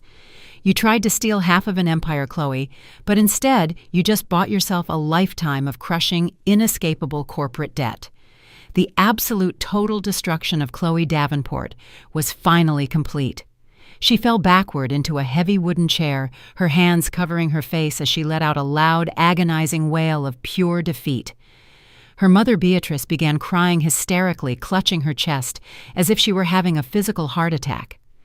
Richard looked completely broken, staring blankly at the legal papers scattered across the shiny marble floor. All of their arrogant scheming, all of their toxic racist plotting had led them directly into a perfectly designed, inescapable legal trap. Marcus was kneeling on the floor, crying, ruined by his foolish actions and the loss of his fake life. I stood watching the chaos unfold, feeling a deep sense of necessary closure. I had protected my legacy from the toxic hands of the Davenport family, but the final blow had not yet been delivered. Desmond turned his back on the crying bride and broken father. He walked back to the table where his black briefcase was resting open. He reached inside and pulled out another thick manila envelope. The room was filled with the sounds of the Davenport family weeping over their ruined lives and massive financial debt. Desmond closed the briefcase with a sharp, loud, metallic click. He turned to face Richard Davenport, holding the thick envelope tightly. His face was an unreadable mask of cold justice. That handles the messy divorce proceedings and the financial restitution, Desmond said, his deep voice cutting through the pathetic sobbing. Now it is time we discuss the formal federal criminal charges. Desmond held the thick manila envelope in his large hands. The entire ballroom held its collective breath. Even the soft sobbing of Chloe had quieted down to a pathetic whimper as she watched the tall lawyer slide a massive stack of legal documents from the envelope. Desmond stepped deliberately toward Richard Davenport. Richard was still standing near his weeping daughter, his expensive tuxedo now crumpled and drenched in sweat. Desmond did not hand the papers over immediately. Instead, he held them up so Richard could see the red federal court stamps marking the top of the first page. Mr. Davenport. Desmond began, his voice cutting through the heavy air like a sharpened blade. "You are hereby formally served with a massive civil lawsuit on behalf of Sterling Vanguard. But this civil suit is merely a courtesy to formally notify you of the active asset seizure currently taking place at your primary residence. The true danger you are facing today is the comprehensive criminal referral package we have already submitted to the federal authorities." Desmond thrust the heavy stack of papers forcefully against Richard's chest. Richard instinctively brought his shaking hands up to grab the documents before they could fall to the marble floor. He stared down at the bold black lettering detailing multiple felony charges of massive wire fraud, corporate embezzlement, and international money laundering. "You willingly and knowingly accepted $2 million of stolen corporate funds," Desmond explained loudly, ensuring the entire room heard every single humiliating detail. "You then actively conspired to hide those stolen funds by immediately routing them through a series of complex offshore shell accounts located in the Cayman Islands. You falsely believed that placing the money offshore would protect you from domestic corporate retrieval. But you severely underestimated the global reach of my legal team. We had those international accounts completely frozen before you even put on your tuxedo this morning. You have absolutely no access to that money, and you have left a massive, undeniable paper trail proving your active participation in a sophisticated embezzlement scheme." Richard looked down at the documents and then back up at Desmond. His face was a terrible mixture of profound fear and explosive, aggressive anger. He was a man who had spent his entire life bullying people who were weaker than him and hiding behind his fake wealth. Now he was completely cornered by a black lawyer and a black businesswoman who had entirely dismantled his entire life in less than 20 minutes.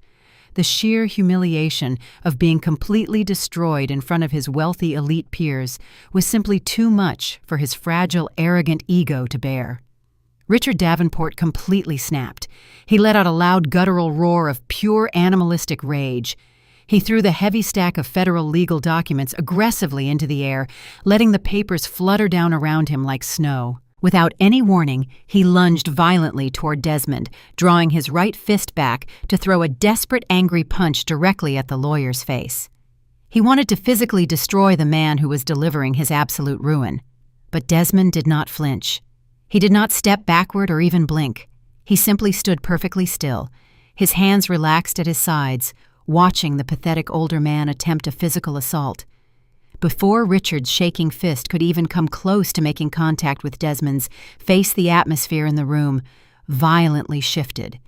The two massive security guards who had been standing silently by my side like stone statues instantly sprang into brutal, coordinated action. They moved with terrifying lightning speed, entirely disproportionate to their massive physical size. The lead guard grabbed Richard's extended arm, twisting it sharply behind his back with a loud, sickening pop.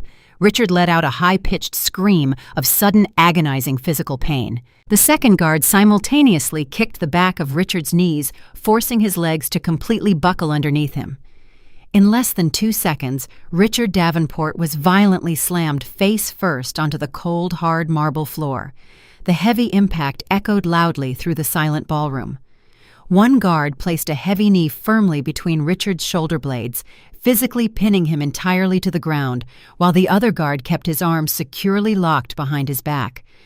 Richard gasped wildly for air, his face pressed painfully against the shiny floor, his expensive tuxedo completely ruined.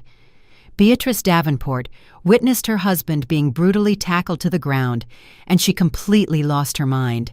She let out a piercing, horrific shriek that sounded like an animal dying in the woods. She threw her hands to her face and dropped to her knees right next to her screaming daughter, Richard. "Richard," she shrieked hysterically, crawling slightly toward the men but too terrified to actually intervene.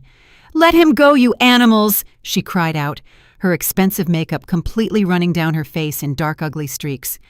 "You are hurting him. Let him up right now." The guards completely ignored her frantic screaming.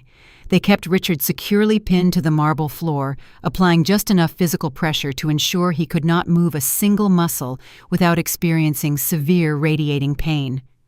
The remaining wealthy guests in the ballroom completely panicked.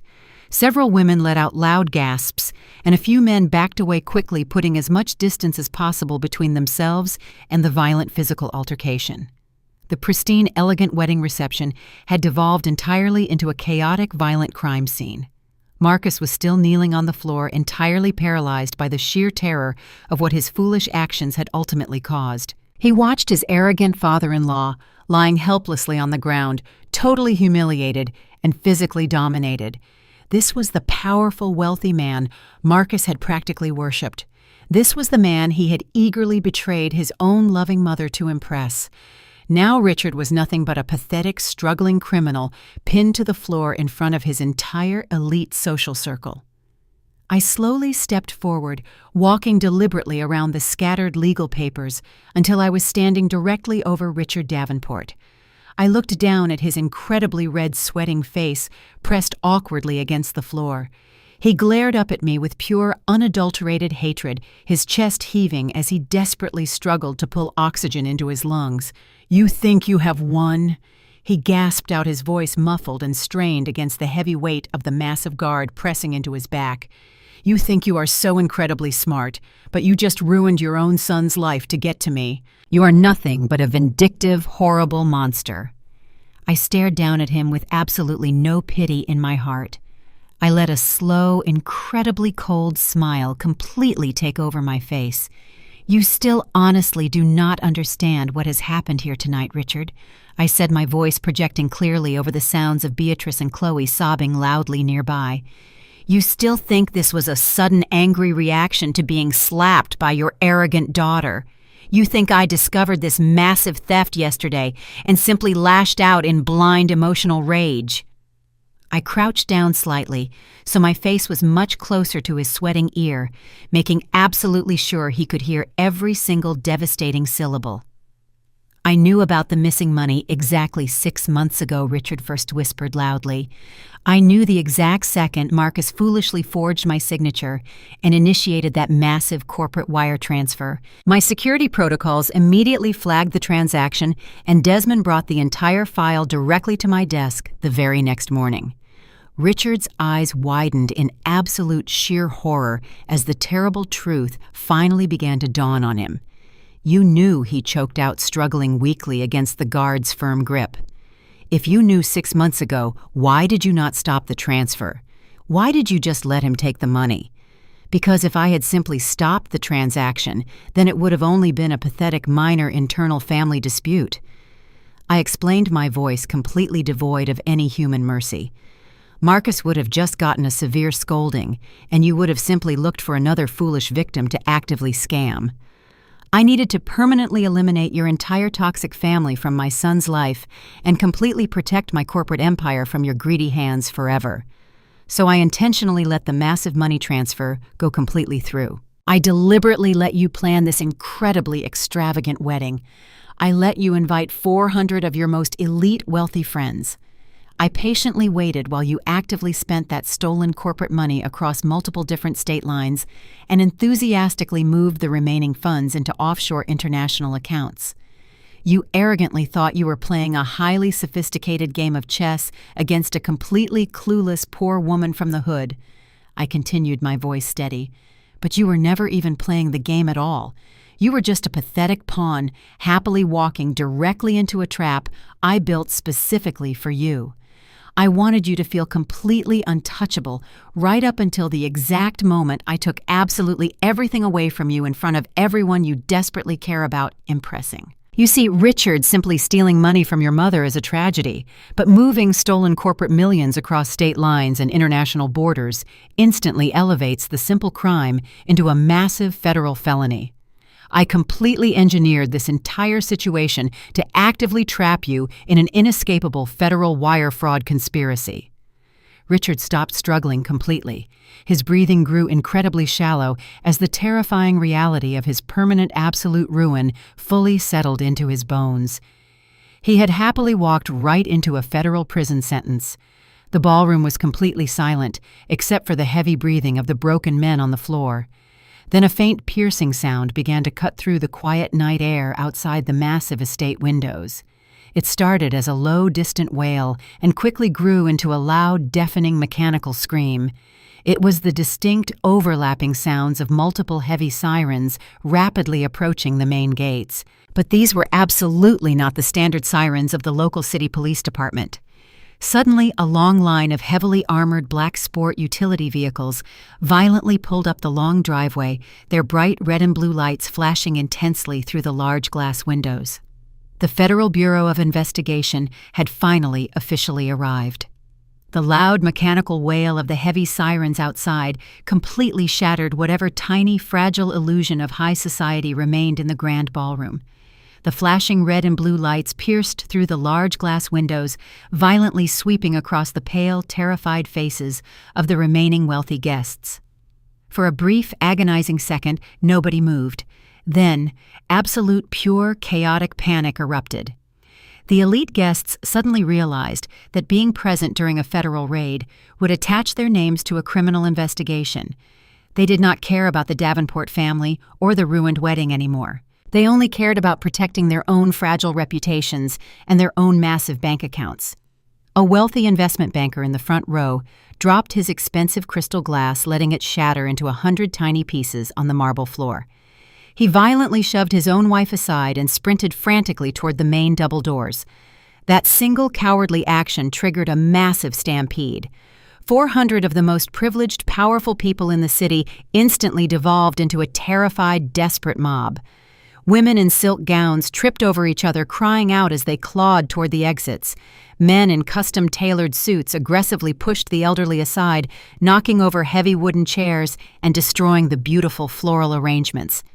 The massive, towering wedding cake was violently knocked over during the chaotic rush, crashing to the floor in a sad, messy pile of white frosting and ruined sugar flowers. The string quartet musicians abandoned their valuable instruments entirely and bolted for the small service elevator in the back hallway.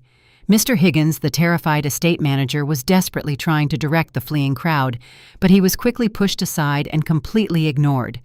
Desmond and the two massive security guards stood perfectly still, acting as an impenetrable wall around me, while the entire room completely fell apart.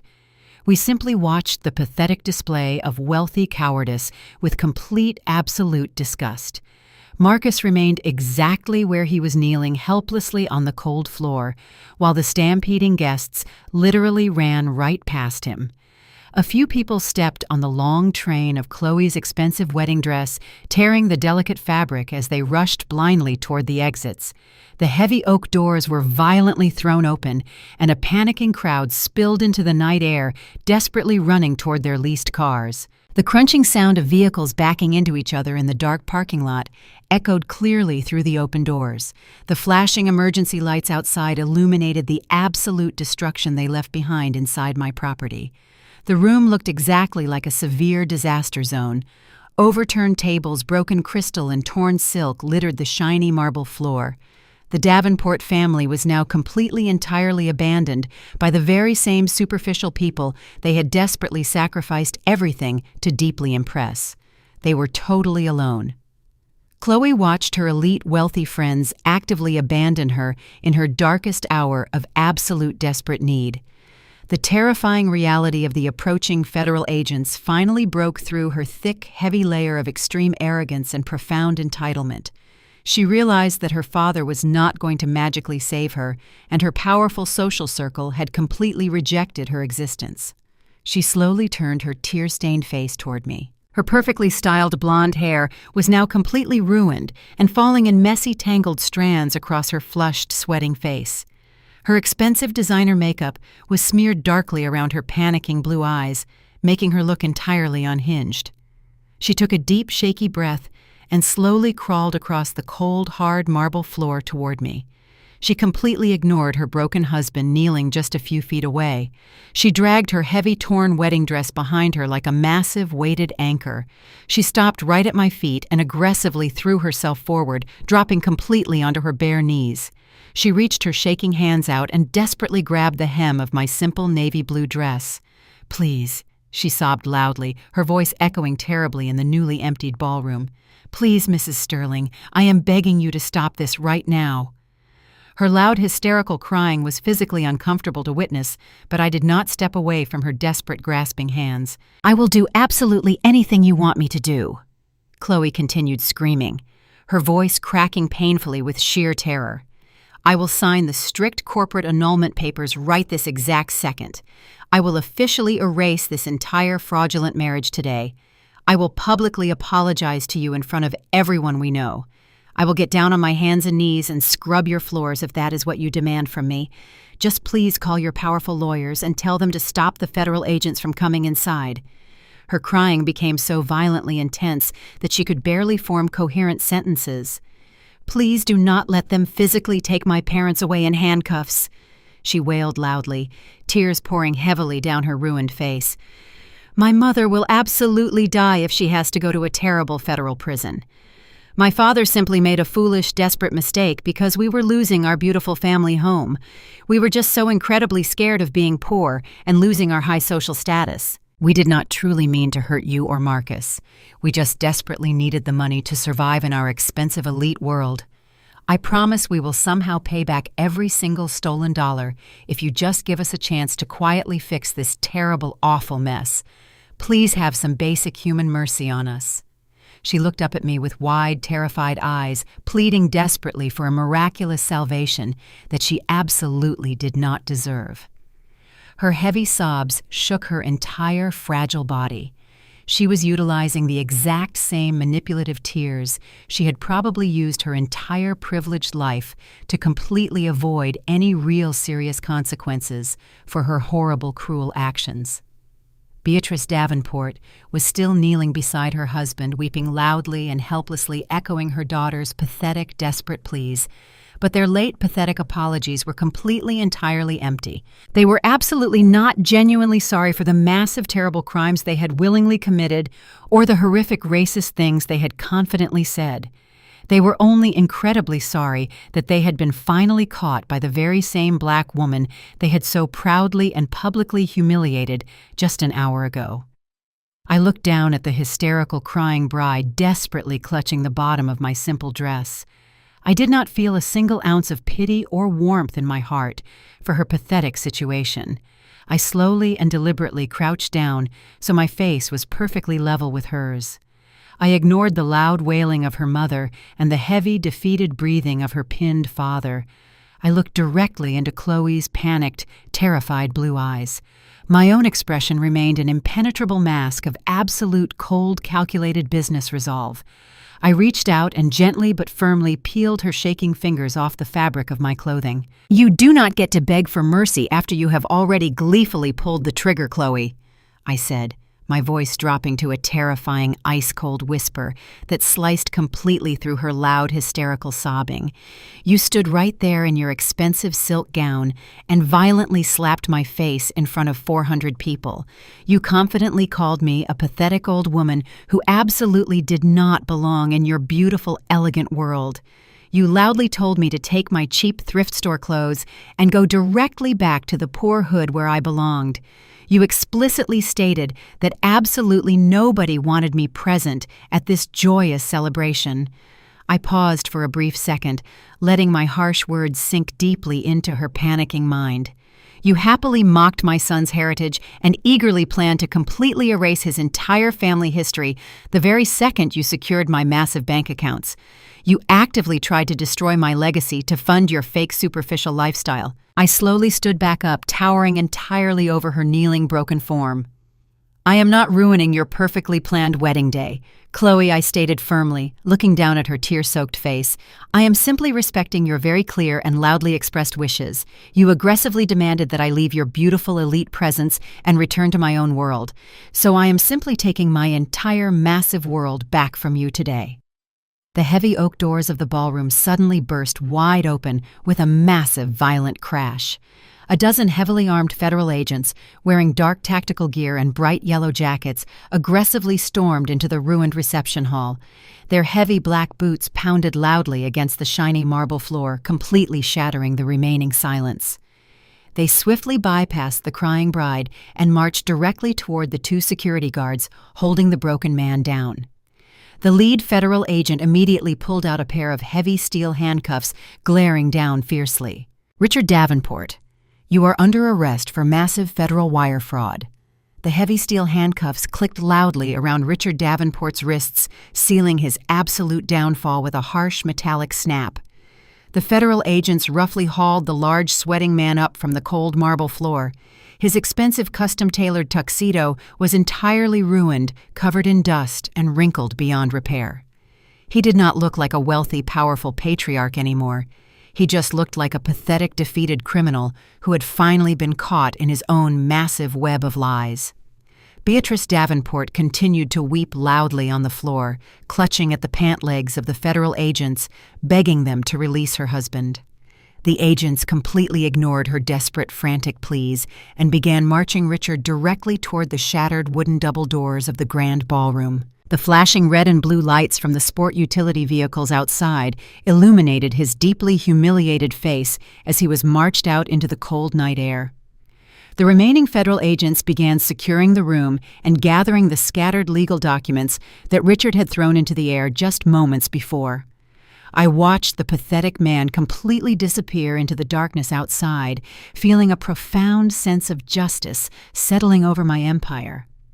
But my business in this ruined wedding reception was absolutely not finished yet. I slowly turned my attention back to the kneeling bride who was still desperately clutching her torn designer silk gown. Chloe was breathing heavily, her panicked blue eyes darting wildly around the chaotic room as she watched her father being hauled away like common garbage. She knew she was entirely defenseless now. I took a slow, deliberate step toward her, my hard leather heels clicking sharply against the marble floor. Chloe flinched violently, expecting me to call the federal agents over to arrest her next. But I did not need the authorities for this specific task. I looked down at her left hand, which was currently clutching the heavy fabric of her dress. On her ring finger sat a massive 5-carat, emerald-cut diamond that caught the harsh glare of the overhead security lights. That specific ring did not belong to her. It did not belong to my foolish son either. That magnificent diamond originally belonged to my grandmother, who had worked her entire life as a domestic servant for wealthy white families who treated her like she was invisible. My grandmother had saved every single penny she earned, hiding the money under her mattress for decades until she could finally purchase that beautiful stone. It was our most sacred family heirloom, a powerful physical symbol of Black resilience and generational survival. It was meant to be worn by a woman of profound strength and deep moral character. It was absolutely not meant to be pawned by a fraudulent, bankrupt racist who only viewed my family as an easy financial bailout. I stopped right in front of Chloe and held out my open right hand. "Take off the ring, Chloe," I said, my voice completely flat and entirely devoid of any room for negotiation. "That diamond belongs to my grandmother, and you are entirely unworthy of wearing it on your finger." Chloe looked down at the massive sparkling diamond and then looked back up at me. A sudden, desperate realization washed over her tear-stained face. She finally understood that her family was completely bankrupt, and she was now personally, legally responsible for $150,000 in wedding expenses. That historic 5-carat diamond was literally the only valuable asset she had left in the entire world. It was her only remaining ticket out of absolute total poverty. She violently pulled her left hand back, clutching it tightly against her chest. "No!" she hissed, her voice shaking with a terrifying mixture of pure greed and raw animalistic desperation. "You cannot take this away from me, too. Marcus gave this to me. It is my legal property now. We are officially married, and this was a gift. I am keeping it." She scrambled backward on the floor, her torn heavy dress tangling around her legs, trying to put physical distance between us. I did not move a single inch. I simply stared at her with complete, unyielding authority. "It was never his to give away," I explained coldly. "The ring is legally owned by the Sterling Vanguard Family Trust. Marcus only had temporary conditional authorization to present it. Because you committed massive financial fraud to obtain it, the trust is instantly recalling the asset. Hand it over right now, or I will have you formally charged with felony grand theft." Chloe completely panicked. She looked at the federal agents who were finishing up their sweep of the room and realized they would absolutely enforce my legal claim. She was cornered like a desperate wild rat. In a sudden erratic movement that shocked everyone remaining in the ballroom, she forcefully jammed her left hand directly toward her own mouth. She was actually trying to physically swallow the massive diamond ring to hide it from me. She opened her mouth wide and desperately tried to slide the thick gold band past her own teeth. Her eyes were completely wide and unhinged, driven by pure absolute madness and insatiable greed. She was willing to choke on a piece of jewelry rather than surrender her last remaining symbol of fake wealth.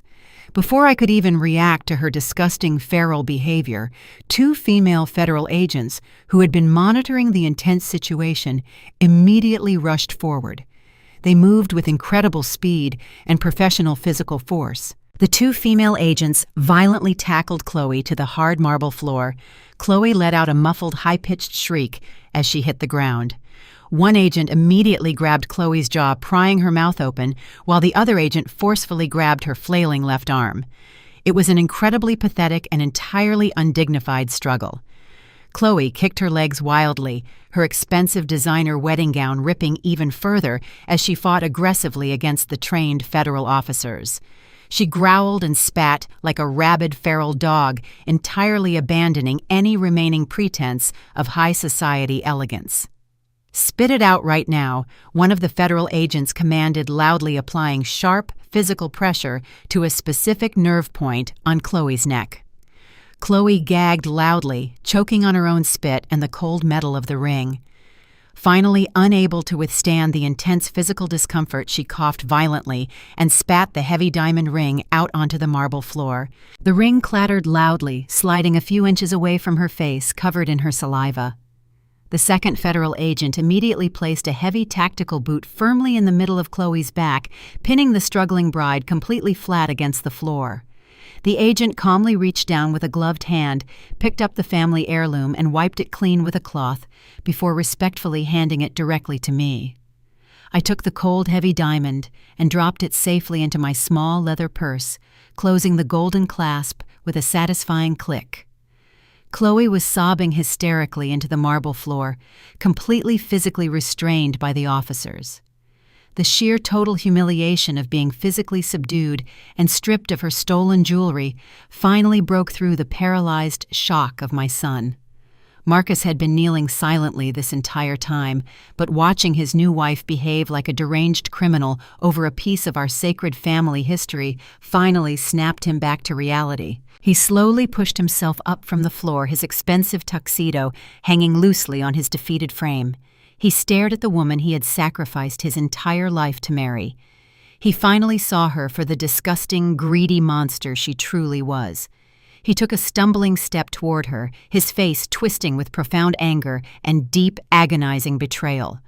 "What is absolutely wrong with you?" Marcus yelled, his voice cracking with intense emotional pain. "That ring belonged to my great-grandmother. She bled for that stone and you tried to swallow it like an animal. Give it back and have some basic human dignity for once in your miserable fake life." His loud, angry voice echoed loudly across the ruined ballroom. It was the very first time all evening he had actually spoken up with any real, genuine conviction. But his sudden burst of delayed courage only served to completely ignite Chloe's remaining unhinged fury. She twisted her head awkwardly under the heavy boot of the federal agent and glared up at Marcus with absolute pure demonic hatred. She did not see a husband. She did not see a wealthy tech executive anymore. She only saw the black man who had completely failed to save her bankrupt, racist family. Chloe gathered a thick mouthful of spit and violently launched it directly at Marcus. The heavy glob of saliva hit him squarely on his right cheek. Marcus gasped, stumbling backward in complete shock, raising a shaking hand to his soiled face. "You pathetic, stupid loser!" Chloe screamed, her voice tearing painfully through her throat. She entirely abandoned all social filters and completely unleashed the vile, ugly racism that had always been deeply festering just beneath her beautiful, fake surface. She began screaming the most horrific, disgusting racial slurs directly at him. She called him a ghetto animal. She mocked his dark skin and his natural hair. She loudly cursed the day she ever lowered her superior white self to entertain a pathetic, inferior man like him. Her toxic, hateful words filled the entire ballroom, making the remaining federal agents exchange looks of absolute pure disgust. Even Beatrice Davenport, who was still crying in the corner, covered her face in complete shame as her daughter proudly revealed the true terrifying depths of their family bigotry. Marcus stood completely frozen while the horrific racial slurs washed over him like burning acid. He slowly wiped the disgusting spit from his face with the sleeve of his expensive, ruined tuxedo. Every single hateful word she screamed violently destroyed the fragile fake reality he had so desperately built. He realized that this vile, screaming woman had never loved him. Her parents had never respected him. They had only ever viewed him as a useful, wealthy minority they could quietly exploit and openly mock behind closed doors. He had entirely abandoned his loving, devoted mother for a group of people who secretly completely despised his very existence. The federal agents roughly pulled Chloe up from the floor, binding her wrists tightly behind her back with thick plastic zip ties to completely stop her violent thrashing. She continued screaming her awful racist venom as they forcefully dragged her away toward the shattered double doors. The grand ballroom finally fell into a heavy, dark, suffocating silence. The flashing emergency lights outside cast long, terrifying shadows across the overturned tables and the ruined wedding cake. The massive, glorious elite celebration had completely burned to the ground, leaving nothing but painful ashes and brutal truth behind. I stood perfectly still, my posture completely straight, holding my small leather purse containing my grandmother's sacred diamond. Marcus slowly turned his body to face me. He looked entirely broken, completely hollowed out by the devastating traumatic events of the last hour. His eyes were deeply red and swollen heavily from his endless crying. He took a slow, trembling step toward me. He looked at my calm, steady face and finally realized the massive, unforgivable magnitude of his terrible mistakes. He had lost absolutely everything. "Mom, you were right," he whispered softly, his voice trembling with profound, desperate hope. "Let us go home now. We can fix this." Marcus stood there completely broken and hollowed out by the massive, catastrophic events of the evening. He looked at me with deeply red, swollen eyes and practically begged for a return to the way things used to be. He desperately wanted me to reach out and pull him back into the safety of my massive financial empire. He had the sheer audacity to use the word "we." He actually thought we could somehow fix the terrible, devastating damage he had willingly caused. He thought a few pathetic tears and a quiet apology could magically erase the horrific abuse I had suffered in this room tonight. I looked at my only son and felt a profound, overwhelming wave of maternal grief completely wash over my heart. I remembered the incredibly long, difficult nights when he was a little boy, running a severe fever, and I stayed awake holding him until the morning sun rose. I remembered working 3 physically exhausting jobs, mopping floors and cleaning houses, just to make sure he had warm food and clean clothes. I remembered sacrificing my own youth and completely ignoring my own personal happiness so he could successfully attend the absolute best elite private schools in the entire state of Illinois. For 32 long years, there had always been a we. It was always Vivian and Marcus against the harsh, unforgiving world. But the boy I had fiercely loved and relentlessly protected was entirely gone. In his place stood a weak, cowardly stranger who had enthusiastically traded his own soul for a fleeting taste of fake aristocratic privilege. I took a deep breath, feeling the heavy maternal grief violently burn away until absolutely nothing was left but the cold, calculating resolve of a deeply betrayed corporate executive. I did not shed a single tear for the pathetic, crying man standing in front of me. I looked directly into his desperate, tearful eyes and completely severed the deep emotional bond that had defined my entire adult life. "There is no we anymore, Marcus," I said, my voice incredibly calm and completely devoid of any remaining motherly warmth. The word hit him like a heavy physical blow, causing him to violently flinch and step backward. "You stood silently by while that terrible racist woman publicly assaulted me and violently humiliated our entire family history. You destroyed the sacred bond of trust between a mother and her child. You chose their completely fake white validation over my very real unconditional love.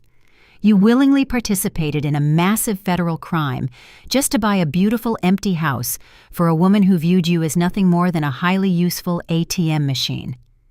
The deep, agonizing realization of his permanent absolute isolation finally began to fully register in his panicking mind. He opened his mouth to offer another pathetic, desperate apology, but I immediately raised my hand, signaling him to remain completely silent. "You do not get to speak right now," I commanded, my voice echoing with absolute unyielding authority. "You are going to stand there, and you are going to actively listen to the severe consequences of your own terrible, foolish actions. You have spent your entire adult life completely misunderstanding the fundamental concept of true wealth." I continued, pacing slowly across the ruined marble floor. "You honestly believed that wealth was measured by the expensive custom labels stitched inside your tailored suits, or the shiny, expensive leased cars you parked in the driveway. You thought that gaining access to a highly exclusive racist country club made you a vastly superior human being. But you were entirely, completely wrong. True generational wealth is not about money at all. True wealth is about absolute, unwavering loyalty and deep, profound mutual respect. It is about honoring the massive sacrifices of the strong, hardworking ancestors who literally bled so you could have the basic freedom to sit in these fancy rooms without being treated like a second-class citizen. I built my massive corporate empire with my own bare hands completely from the ground up, starting with absolutely nothing but a small business loan and an unstoppable work ethic. I endured horrific systemic discrimination and overcame impossible odds facing down ruthless corporate boards who desperately wanted to see a black woman fail, just to ensure you would never have to experience the bitter, stinging pain of absolute poverty. I gave you absolutely everything, and in return you enthusiastically threw me away for a pathetic racist family that deeply hated the color of your skin. You eagerly traded a mother who would have willingly died for you for a fake wealthy family that actively plotted to steal your money and erase your ethnic identity. You smiled politely while they casually insulted my natural hair and mocked my quiet, modest demeanor. You were so incredibly desperate to erase your own background that you literally funded your own profound racial degradation. You disgust me, Marcus. The absolute truth of my harsh words caused his shoulders to violently shake with heavy, uncontrollable sobbing. He buried his wet face in his shaking hands, completely unable to bear the intense, heavy weight of his monumental failure. You desperately wanted to be fully accepted by the Davenport family. I stated, my voice remaining incredibly flat and entirely merciless. You wanted to completely assimilate into their deeply toxic, superficial world. Well, congratulations, Marcus. You are now officially exactly like them. You are completely, morally, and financially bankrupt. I am formally, entirely disowning you as my son. You will be immediately and permanently completely removed from my personal will and entirely stripped from the Sterling Family Legacy Trust. I will not leave a single dime of my hard-earned corporate empire to a cowardly traitor who completely sold his own soul for absolutely nothing. The Sterling Vanguard legal team has already drafted the necessary binding documents to sever all familial legal ties between us. You are absolutely nothing to me now. You are just another corrupt, fraudulent man who desperately tried to steal from my company, and I relentlessly, completely destroy people who try to steal from me. Desmond stepped silently out from the dark shadows of the ballroom, completely interrupting the heavy, tense silence. He walked smoothly over to where Marcus was standing and held out a crisp white envelope. Marcus stared at the envelope with incredibly wide, terrified eyes, completely terrified to take it. "Take the envelope," Marcus Desmond ordered, his deep voice rumbling with terrifying legal authority. Marcus slowly reached out with a trembling hand and pulled the thick white paper from the lawyer's firm grasp. "That is your formal, immediate letter of corporate termination," Desmond explained coldly. "As of this exact moment, you are officially fired from your fake position as Chief Executive Officer of the tech startup company. You are stripped of all corporate titles and fully relieved of any remaining professional duties. Because the company was nothing but a fully funded proxy subsidiary of Sterling Vanguard, my client possesses the absolute legal right to instantly dissolve the entire entity. The company no longer exists. Furthermore, due to your active participation in the federal wire fraud conspiracy involving Richard Davenport, all of your personal and corporate bank accounts have been entirely permanently frozen by the federal authorities. You currently have absolutely zero access to any liquid capital. Desmond reached into his jacket pocket and pulled out a small electronic scanner. Hand over your corporate cell phone and the keys to the luxury company vehicle, Desmond commanded, extending his large hand. Marcus let out a soft, pathetic, whimpering sound, reaching into his ruined tuxedo jacket. He pulled out the expensive smartphone and the heavy key fob to his imported luxury sports car, dropping them both weakly into Desmond's waiting hand. You no longer possess a cellular plan, and you no longer have a vehicle to drive, Desmond stated, securing the items. The luxury downtown penthouse apartment you currently occupy is also a direct corporate asset. You have exactly 24 hours to completely vacate the premises before the building security forcefully removes you and legally changes all the electronic locks. You are entirely, completely locked out of the Sterling Vanguard ecosystem forever. Marcus stood completely frozen in the middle of the ruined ballroom floor. He had absolutely no money, no car, no apartment, and no family. His beautiful, expensive wedding day had completely systematically devolved into an absolute living nightmare of epic, catastrophic proportions. He was completely ruined. He looked up at me one final time, his face pale and entirely devoid of any remaining hope. He looked like a completely empty, hollow vessel, stripped of all his fake confidence and borrowed power. He finally understood the true, massive, terrifying scope of my immense power and the horrific, devastating consequences of his ultimate betrayal. I did not feel any lingering sorrow or any maternal regret as I looked at the incredible destruction of his life. I simply felt the necessary cold peace of a powerful businesswoman who had successfully removed a massive toxic liability from her corporate balance sheet, protecting the future of her empire. I turned my back on him completely, ready to finally walk out of the dark, ruined building and return to my real life where loyalty actually mattered. I paused briefly at the heavy, shattered wooden doors and looked back over my shoulder at the pathetic, crying man kneeling in the ashes of his own foolish decisions. You spent the last 2 years desperately telling everyone you wanted to be a powerful, self-made man. Marcus, I said, my voice echoing softly but lethally through the cold, empty room. Starting tomorrow, you are. The heavy oak doors of the grand estate closed completely solidly behind him. The loud, echoing thud sounded like the final sealing of a heavy tomb. Marcus stood entirely alone on the expensive, crushed gravel of the long driveway. The flashing red and blue lights of the federal vehicles had completely disappeared down the dark, winding road, taking his arrogant father-in-law far away into the cold, unforgiving night. The 400 elite guests who had cheerfully drank his expensive champagne just a few hours ago had all fled in absolute terror, leaving absolutely nothing behind but the scattered debris of his totally ruined life. He instinctively reached his shaking right hand directly into the inner pocket of his custom-tailored tuxedo, searching desperately for the familiar, comforting weight of his smartphone. He wanted to call an expensive private car service, or maybe just call a friend to come rescue him from this absolute nightmare. But his pocket was completely empty. Desmond, the ruthless corporate lawyer, had meticulously stripped him of his company phone, his luxury car keys, and every single piece of his highly curated fake identity. He had absolutely no way to contact anyone, and he had absolutely no vehicle to drive back to his expensive downtown penthouse. A sudden bitter gust of cold night wind swept across the dark estate, causing Marcus to shiver violently. His thin silk shirt and tailored jacket offered absolutely no real protection against the dropping temperature.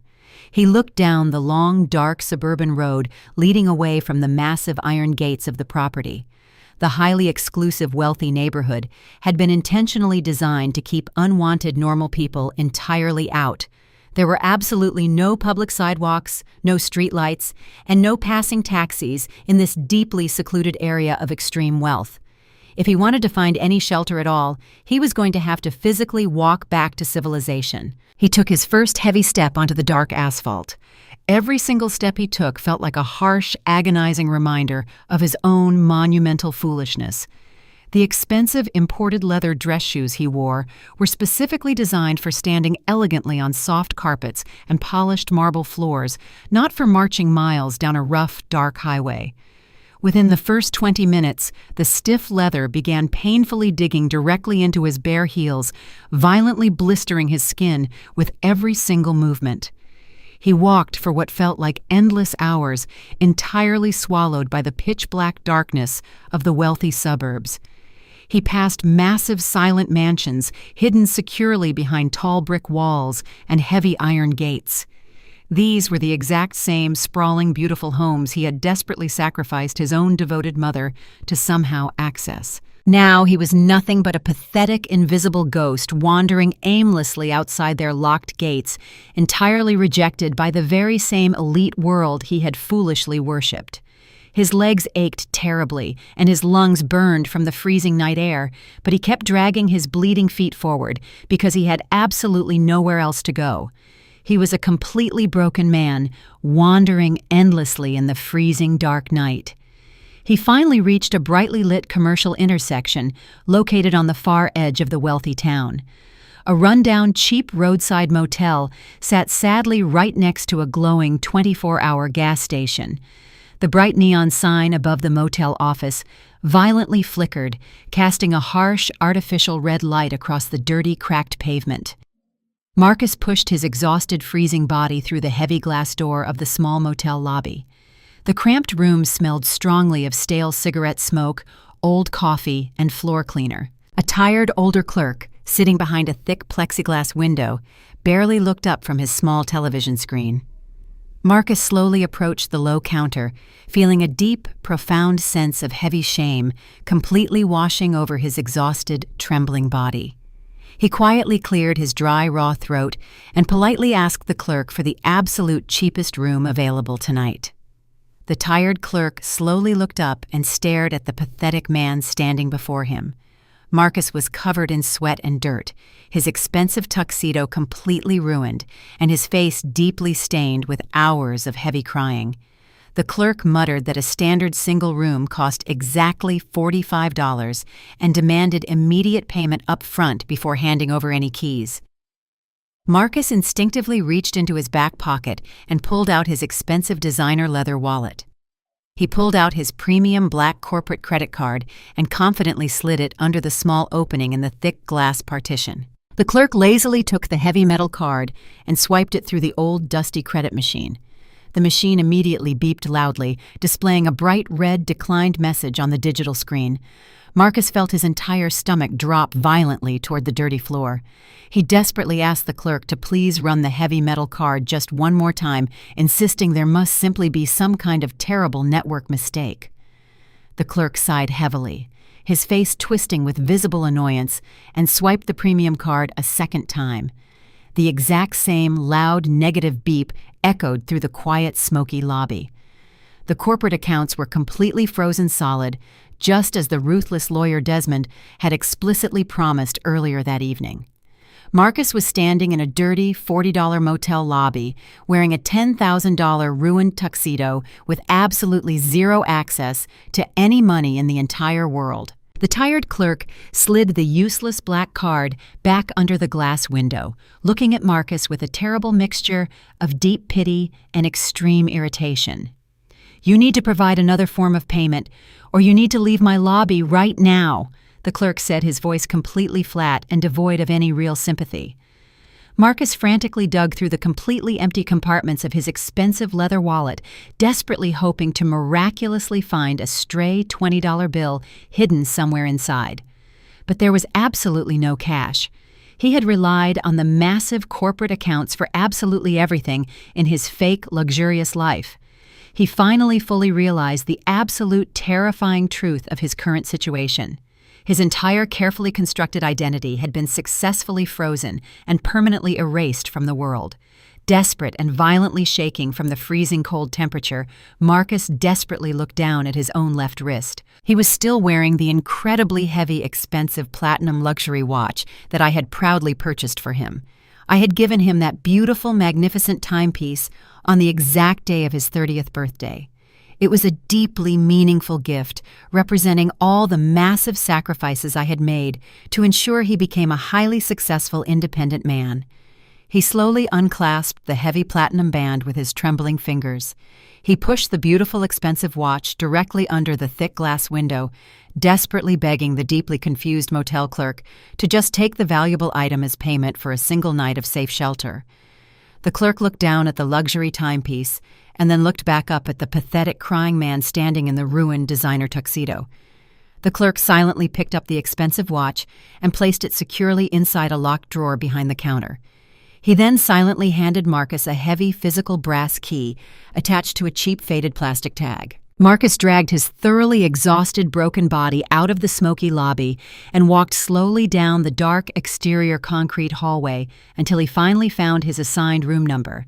He unlocked the thin, flimsy wooden door and stepped inside the freezing room. The space was incredibly tiny and deeply depressing, featuring a heavily stained carpet and a constantly flickering overhead fluorescent light. He slowly sat down heavily on the very edge of the hard, uncomfortable mattress. He reached down and gently removed his expensive, ruined leather shoes. His bare feet were completely covered in dark red blood and massive, painful blisters from the incredibly long, brutal walk. He sat completely alone in the depressing, quiet room, staring blankly at his bleeding, painful feet.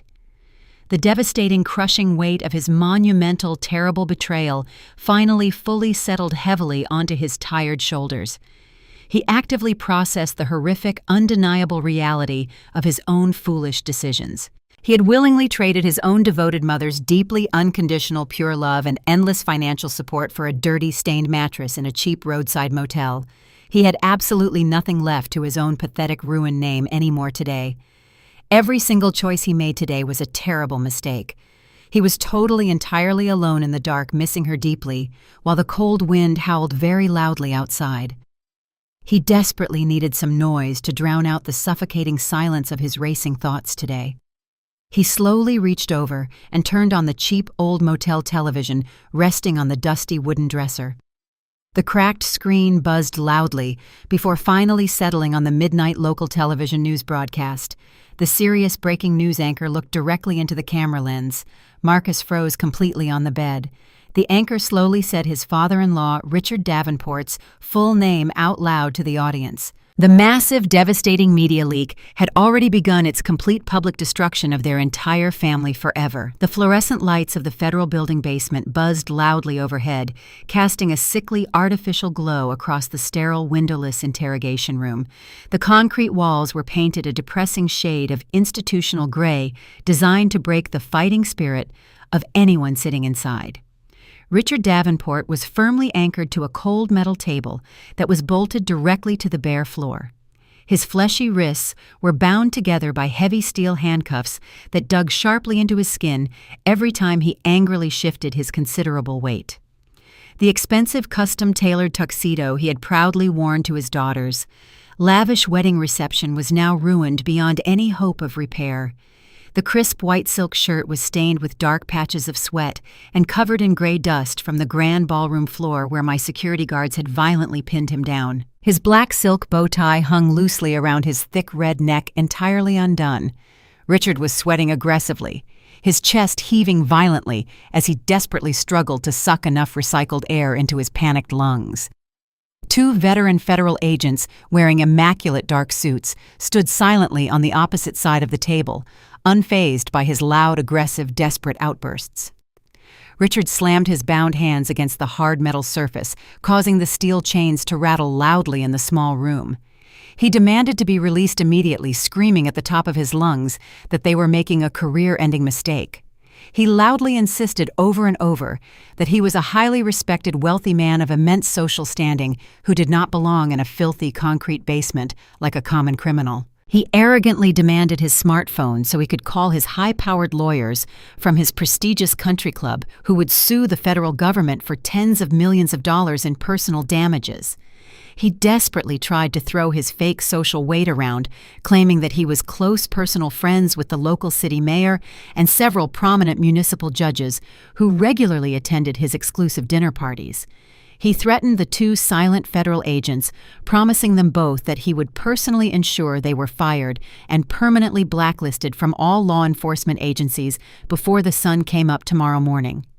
He was a desperate, arrogant man, accustomed to using his white privilege and his fabricated old money status to successfully bully his way out of any minor inconvenience or legal trouble.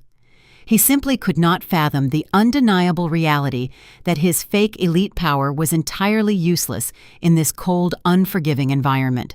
The two stoic federal agents simply stared at the aggressively sweating, screaming man for a long, tense moment before the older agent let out a sudden, cold, humorless laugh.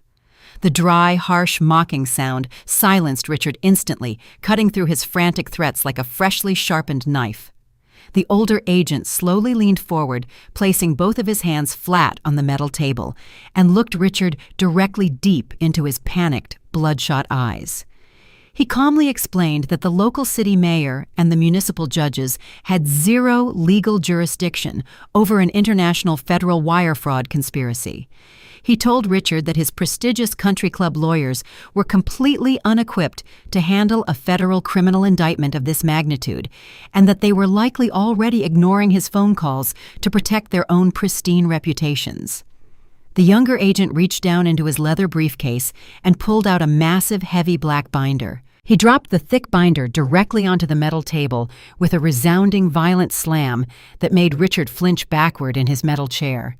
This was the fully documented Genesis file representing the meticulous financial trap I had carefully built over the past 6 months. The older federal agent slowly opened the heavy binder and began methodically laying out dozens of high-resolution banking documents directly in front of Richard's sweating face. He pointed a rigid finger at the clear, undeniable paper trail documenting the stolen $2 million. He showed Richard the illegally forged corporate signatures that Marcus had foolishly authorized. He then flipped to the next page, revealing the complex international bank routing numbers leading directly to Richard's hidden offshore shell accounts located deep in the Cayman Islands. The agents explained exactly how the money laundering process had been perfectly tracked by federal financial authorities the exact second Richard had greedily accepted the fraudulent transfer. Richard stared blankly down at the concrete physical proof of his monumental federal crimes.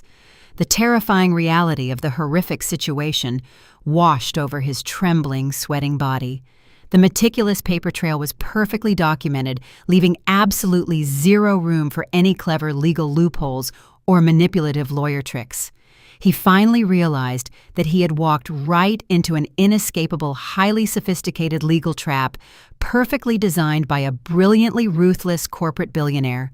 Cornered and terrified by the rapidly looming prospect of a mandatory federal prison sentence, Richard instantly abandoned all of his previous arrogant bluster and resorted to pure cowardly behavior. He frantically tried to throw his brand-new son-in-law completely under the bus, violently shifting all the massive legal blame entirely away from himself.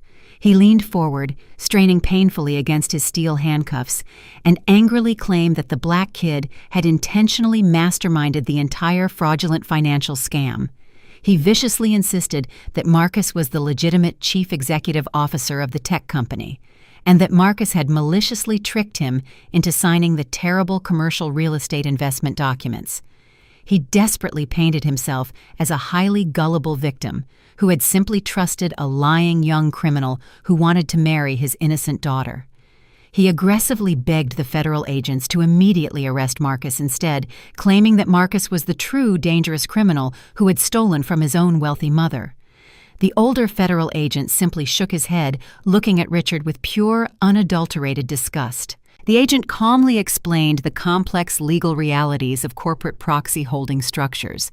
He completely revealed to Richard that Marcus possessed zero actual executive legal power in the proxy shell company. Marcus was nothing but a powerless financial figurehead, fully funded and strictly legally controlled by the Sterling Vanguard Corporate Trust. Marcus had zero actual legal authority to move any corporate funds, making his heavily forged signature an invalid action that Richard, a supposedly seasoned real estate businessman, should have legally verified through basic standard corporate due diligence.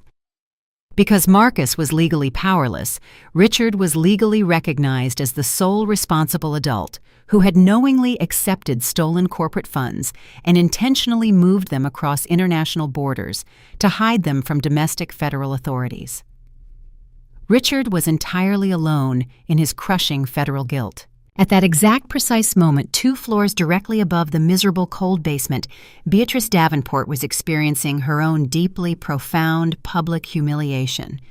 She was sitting awkwardly on a hard plastic chair in the brightly lit, busy public lobby of the massive federal building, still wearing her torn, expensive designer silk wedding gown. Her Botoxed face was stained with dark running mascara from long hours of continuous heavy hysterical crying. A stern female federal officer approached her holding a clear plastic criminal evidence bag. The officer formally demanded that Beatrice immediately surrender all of the sparkling diamond jewelry she was currently wearing. The federal officer coldly explained that because the expensive jewelry was purchased using the stolen corporate funds, it was now officially classified as seized federal criminal evidence. Beatrice sobbed loudly as her shaking hands reached up to slowly unhook her sparkling diamond necklace. She pulled the massive diamond earrings from her ears and carefully unclasped the shiny tennis bracelet from her shaking wrist, dropping them all sadly into the clear plastic bag. The Davenports were being systematically thoroughly stripped of their fake stolen wealth and their unearned elite social status piece by painful, humiliating piece. Down in the cold, windowless interrogation room, Richard sat defeated, staring blankly at the solid gray concrete wall. He was breathing heavily, totally broken by the suffocating weight of his permanent legal ruin. He knew with absolute certainty he was going to lose his beautiful, sprawling luxury mansion, his leased imported sports cars, and his highly coveted elite social standing. He knew he was going to spend the next several years of his miserable life wearing a cheap standard orange prison uniform, surrounded by men he had spent his entire privileged life looking down upon. The younger, silent federal agent reached deep into his premium leather briefcase and pulled out a sleek, modern digital tablet. He tapped the glowing glass screen a few quick times, pulling up the early morning digital editions of the National Financial Press and the highly popular high society elite blogs. My public relations team had executed my direct firm orders with flawless, brilliant precision, intentionally leaking the comprehensive financial dossier directly to the hungry, vicious media. The younger federal agent slowly slid the brightly illuminated digital tablet across the hard metal table, stopping it right exactly in front of Richard's chained, trembling hands. Richard looked slowly down and clearly read the bold, terrifying headlines, violently destroying his entire life. The articles explicitly detailed his massive, embarrassing $8 million secret debt, his numerous property foreclosures, and his pathetic, completely failed attempt to illegally scam a brilliant, self-made black female billionaire entirely out of her hard-earned corporate money. The trending stories featured highly embarrassing, clear, high-definition photographs of him being brutally pinned to the shiny marble floor in his ruined wedding tuxedo, entirely exposing his absolute public downfall to the wealthy elite world he constantly worshipped. The older federal agent leaned slowly forward, resting his large hands on the cold metal table, again staring deep directly into Richard's completely horrified, ruined, bloodshot eyes. "You are not just going to federal prison, Mr. Davenport," the federal agent stated, his deep voice perfectly cold and entirely merciless. "Your family name is officially dead." The sun was just beginning to rise over the sprawling city of Chicago, painting the morning sky in brilliant shades of deep orange and soft purple. I stood by the massive floor-to-ceiling windows of my pristine corner office on the 60th floor, looking down at the quiet streets far below. The heavy exhaustion of the previous chaotic night should have completely physically drained me, but instead, I felt incredibly energized and remarkably clear-headed. The brutal corporate execution I had performed at the grand wedding reception was simply the very first necessary step in my comprehensive strategy. Now it was time for the absolute final crushing blow. The sleek glass table in the center of my office was covered in thick manila folders and glowing digital tablets. Desmond stood quietly near the large wooden double doors, holding a steaming cup of dark black coffee. His bespoke charcoal gray suit was perfectly crisp, showing absolutely no outward signs of the violent physical altercations he had calmly orchestrated just a few hours ago. He looked at his heavy platinum watch and gave me a single silent nod, confirming that our highly specialized public relations team was fully assembled and standing by for my direct final orders. I walked slowly away from the beautiful sunrise and sat down heavily in my large leather executive chair. I pressed the glowing silver button on my sleek desktop intercom system, instantly connecting directly to the massive conference room located 3 floors below us. My elite team of aggressive media strategists and seasoned public relations experts sat waiting in complete total silence for my voice.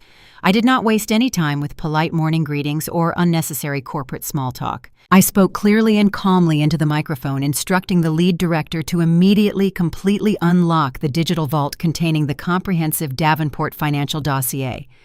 I explicitly ordered them to bypass the standard slow news cycles and directly aggressively leak every single piece of highly confidential financial evidence to the top national financial press outlets and the most vicious exclusive high society gossip blogs on the internet. I wanted the complete devastating truth about their massive $8 million debt and their completely fraudulent offshore money laundering scheme to be the very first thing the wealthy elite world eagerly consumed with their expensive morning coffee. I demanded that the journalists receive the full unredacted wire transfer records proving without any doubt that Richard Davenport was a common thief. I told my team to ensure that the narrative remained tightly focused on the undeniable facts of their complete financial ruin. I gave the final explicit command to release the digital hounds, and I calmly lifted my finger from the silver button. Desmond took a slow, satisfying sip of his dark coffee and smiled a very rare, incredibly cold smile. The media massacre had officially begun, and there was absolutely no way to stop the avalanche of truth from burying them entirely. The immediate absolute fallout in the wealthy elite world was incredibly swift and completely undeniably catastrophic. By 8 o'clock in the morning, the massive breaking news story was actively trending across every single major digital news platform and highly exclusive social media network in the entire country. The bold, aggressive headlines were completely merciless and deeply permanently humiliating for the ruined Davenport family. Prominent respected financial websites published lengthy, detailed articles branding Richard Davenport as a desperately broke, completely pathetic fraud who had actively attempted to illegally scam a brilliant, self-made black female billionaire entirely out of her hard-earned corporate money. The vicious high society gossip blogs eagerly published the incredibly embarrassing high-definition photographs taken by the fleeing, terrified wedding guests just hours before. The entire world saw the supposedly powerful, wealthy patriarch violently pinned face down to the shiny marble floor in a completely ruined, dusty tuxedo surrounded by federal agents. The perfectly constructed fake facade of their immense generational wealth and their deeply arrogant racial superiority was entirely shattered into a million irreparable tiny pieces right in front of their highly judgmental wealthy peers. In their highly exclusive, ruthless elite circles, experiencing temporary financial hardship was considered a mildly embarrassing secret, but being publicly exposed as a completely broke, desperate scheming fraud was the ultimate, absolute, unforgivable social sin. The wealthy elite society they had desperately worshipped and actively sacrificed my only son to deeply impress instantly turned its collective back on them with terrifying, brutal, absolute speed. Influential politicians and wealthy business leaders who had attended the ruined wedding frantically issued formal statements actively denying any close personal relationship with the disgraced family. The most devastating public blow arrived precisely at 9:00 in the morning. The highly prestigious elite country club, where the Davenport family had spent several decades arrogantly looking down on everyone else, immediately released a harsh public statement. The powerful, wealthy board of directors had convened an emergency early morning meeting and formally voted to permanently explicitly revoke the Davenport family membership. The club released a deeply insulting press release, actively distancing their pristine brand from the disgraced bankrupt family, stating they maintained a strict zero-tolerance policy for massive federal financial crimes. The prominent local high society charity boards quickly followed suit, rapidly removing Beatrice Davenport from all her beloved prestigious committee chair positions and permanently banning her from all future fundraising galas. The elite world operates on a currency of perception, and the Davenports were now entirely bankrupt in every possible meaning of the word. They were entirely formally excommunicated from high society forever.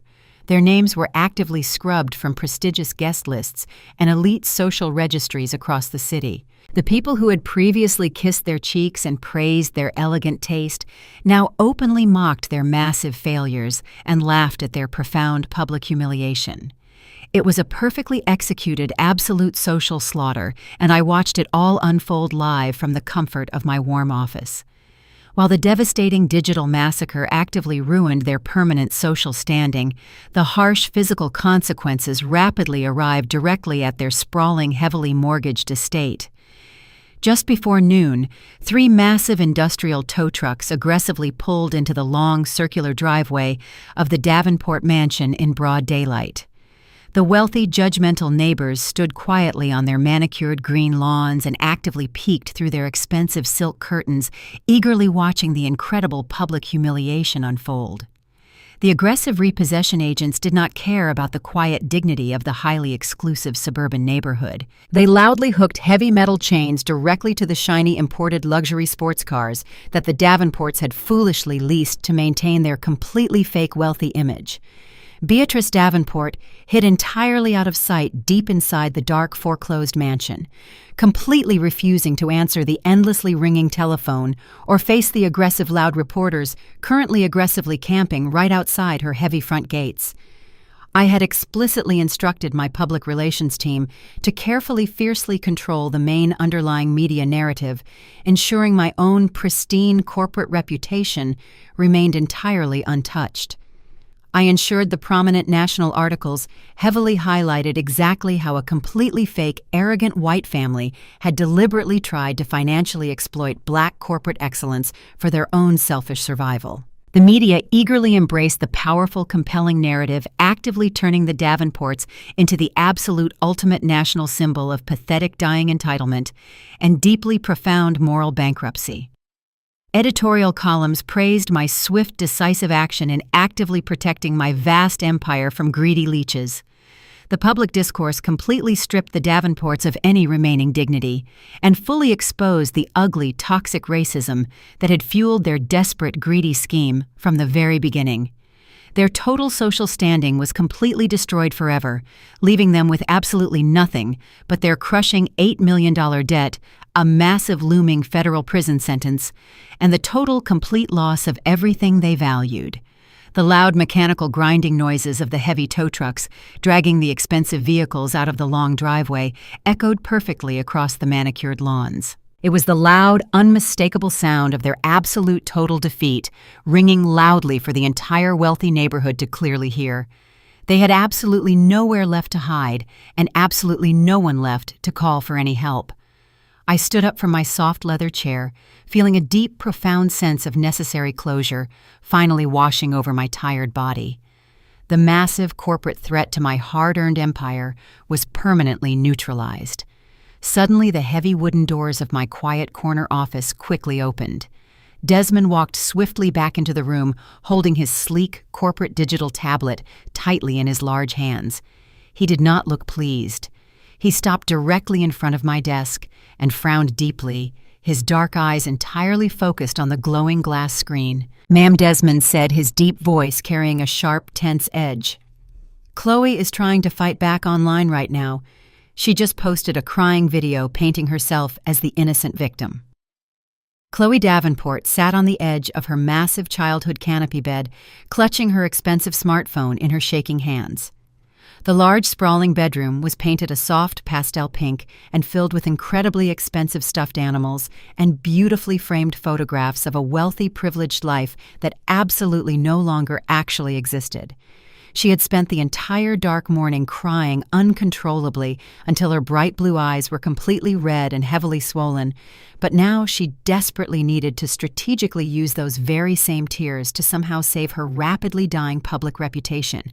She carefully adjusted the soft, glowing ring light she always used for her popular social media posts, making absolutely sure it perfectly illuminated her pale, devastated face. She took a deep breath and firmly pressed the bright red record button on her glowing digital screen. She immediately began to sob heavily, letting large, wet tears roll freely down her flushed cheeks. She looked directly into the camera lens and told her millions of loyal online followers a completely fabricated, deeply heartbreaking story. She passionately claimed that she was a completely innocent young bride whose beautiful, magical wedding day had been violently destroyed by a deeply disturbed and unnaturally jealous mother-in-law. She weaponized her white tears with absolute expert precision, softly sobbing as she described exactly how Vivian had aggressively stormed into her private, elegant reception entirely unprovoked and viciously attacked her vulnerable family simply out of pure spite and bitter, unnatural resentment. She carefully portrayed herself as the ultimate tragic victim of a cruel, angry, wealthy black woman who simply could not stand to ever see her own son truly happy. She quickly posted the highly manipulative crying video across all of her major social media platforms and anxiously watched the digital screen, waiting for the public response. The immediate reaction was incredibly fast and overwhelmingly positive for her fragile ego. Within the very first hour, hundreds of thousands of views rolled in rapidly, followed by tens of thousands of deeply sympathetic, supportive comments. Her fiercely loyal followers completely flooded her comment sections with red heart emojis and long paragraphs of fierce encouragement.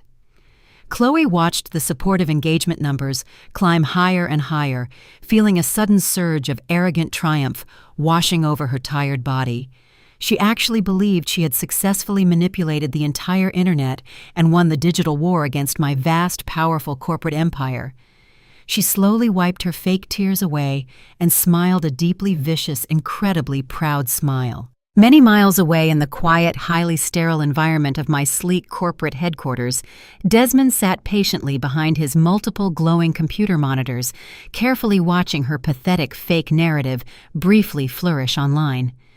He did not feel any sudden anger or any rising panic as he read the thousands of hateful, ignorant comments directed entirely at me.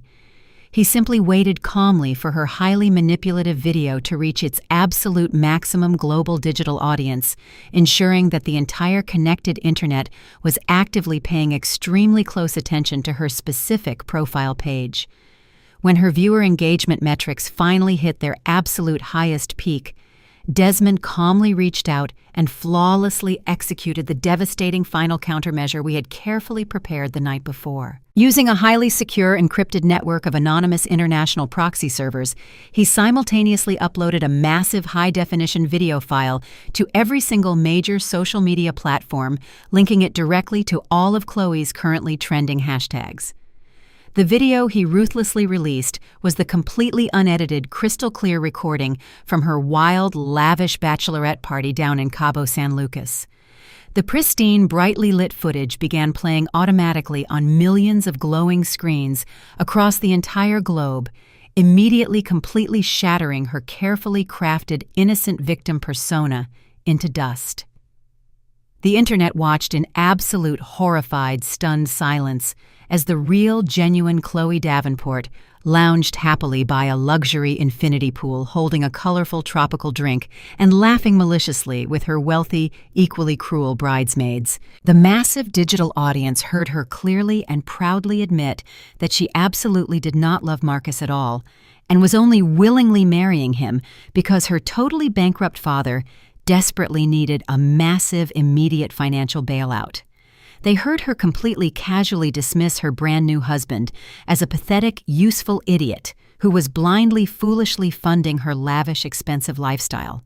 But the absolute most devastating part of the released footage was the horrific, vile racism she casually, comfortably displayed for the camera.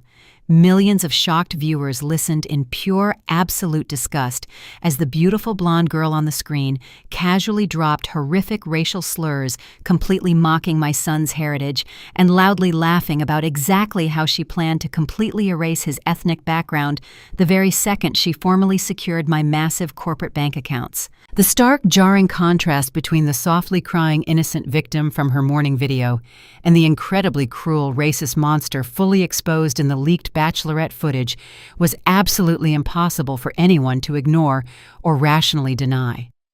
The raw, undeniable, ugly truth was completely out in the open, aggressively spreading like a massive, uncontrollable digital wildfire across every single corner of the internet. The sudden digital backlash against Chloe was entirely instantaneous and absolutely terrifying to witness. The thousands of sympathetic, loyal followers who had blindly, fiercely supported her just 1 hour ago completely, violently turned on her with pure, unadulterated internet fury. Her once supportive comment sections, which had been totally filled with encouraging heart emojis, were rapidly entirely overwhelmed by a massive, relentless tsunami of intense public disgust and profound global hatred. People aggressively, loudly called her out for her disgusting, fake, manipulative tears and her horrific, undeniable racist bigotry. The intense public outrage was so massive and so incredibly loud that it immediately caught the serious attention of her major corporate sponsors. Chloe frantically, helplessly watched her smartphone screen as her personal professional email inbox began rapidly flooding with urgent, high-priority messages from the luxury cosmetic and high-end fashion brands she so proudly, heavily represented. One by one, the prestigious global companies officially formally terminated her lucrative endorsement contracts, citing their strict morality clauses and their absolute firm refusal to be publicly associated with a confirmed racist financial fraud. Her so-called loyal influencer friends who had happily attended her bachelorette party and her lavish, ruined wedding frantically scrambled to completely save their own fragile, highly profitable online reputations. They immediately, publicly, aggressively denounced her, issuing lengthy, dramatic, crying apologies for ever associating with her and completely, permanently blocking her from all of their own social media accounts. She was entirely, completely digitally abandoned by every single person she genuinely thought she could heavily rely on. Chloe sat frozen on her childhood bed, completely paralyzed by absolute sheer terror as she watched her entire digital life aggressively, violently burn to the very ground in real time. She desperately tried to manually, quickly delete the hundreds of thousands of angry, hateful comments actively flooding her pages, but they were arriving far too fast for her shaking, panicked fingers to ever successfully manage. Her expensive phone buzzed so violently with angry, aggressive notifications that it literally physically overheated, burning her soft hands. Suddenly, the loud, sharp ringing of her heavy front doorbell echoed clearly through the silent, completely foreclosed mansion. Chloe slowly walked downstairs, her heart pounding violently against her ribs in total fear. She opened the heavy wooden front door and found a stern, professional legal courier standing silently on her wide front porch. The courier silently handed her a massive, incredibly thick packet of highly detailed, complicated legal documents. It was a formal, multi-million-dollar corporate defamation lawsuit officially filed by the ruthless lawyers at Sterling Vanguard. The massive lawsuit explicitly detailed exactly how her completely fabricated, manipulative morning video had actively attempted to severely damage my pristine corporate reputation and demanded immediate, massive financial restitution that she could absolutely never, ever afford to pay. Chloe stood entirely alone in the grand, empty marble foyer of her heavily mortgaged childhood home, completely clutching the heavy, terrifying legal documents tightly against her chest. She looked down at her overheated, buzzing smartphone screen, one final desperate time, watching her massive follower count aggressively, violently plummet by the hundreds of thousands every single passing minute. She was completely, legally, totally trapped with a massive corporate lawsuit hanging permanently over her head and entirely socially despised by the entire connected world. She had absolutely no money left, no powerful, loyal friends to call, and absolutely no place in the entire world left to safely hide her ruined, humiliated face. With deeply trembling, completely defeated, weak fingers, she slowly navigated directly to the main settings menu of her expensive smartphone. She clicked the bright red button to permanently, completely delete every single one of her social media accounts, effectively erasing her entire fake, glamorous digital existence from the internet forever. She dropped the dark, useless phone onto the cold, hard marble floor, retreating entirely into complete, dark, absolute, suffocating silence. The screen fades to black, setting the perfect emotional stage for the 6-month time jump. 6 exact months had passed since the horrific night my family shattered into a million pieces. The frozen winter of Chicago had melted away, giving way to a bright, humid summer, but the cold ice inside my chest remained intact. I sat behind the polished mahogany desk in my corner office on the 60th floor, looking out through the glass windows at the busy city below me. The massive corporate empire of Sterling Vanguard was thriving, completely operating with incredible, ruthless efficiency. My business had successfully expanded, acquiring 3 new, highly profitable commercial real estate portfolios, but my personal life was completely empty. The large leather chair across from my desk, where my son used to sit and arrogantly demand more seed money for his fake tech startup, was now permanently, completely vacant. Earlier that exact same morning, my senior estate attorneys had arrived at my office carrying a thick stack of heavy legal documents. I had silently picked up my expensive gold fountain pen and formally, permanently, completely written Marcus out of my massive multi-billion-dollar will. I officially, legally revoked his access to the generational family trust, completely severing the absolute final financial tie binding us together. Every single dime of my vast corporate fortune was now permanently, legally redirected toward a brand new charitable foundation dedicated exclusively to aggressively supporting young, brilliant, hardworking Black female entrepreneurs. It was an incredibly heavy, devastating moment for a mother to officially, legally erase her only child from her entire life legacy. But my hands absolutely did not shake when I signed my name in thick black ink. I had actively spent 32 long, exhausting years completely shielding my son from the harsh, cruel realities of the world, and my extreme maternal protection had ultimately turned him into a weak, cowardly, greedy fraud. I realized that completely cutting him off was absolutely the only pure act of genuine motherly love I had left to offer him today. The electronic chime of my desktop intercom system interrupted my heavy, dark thoughts.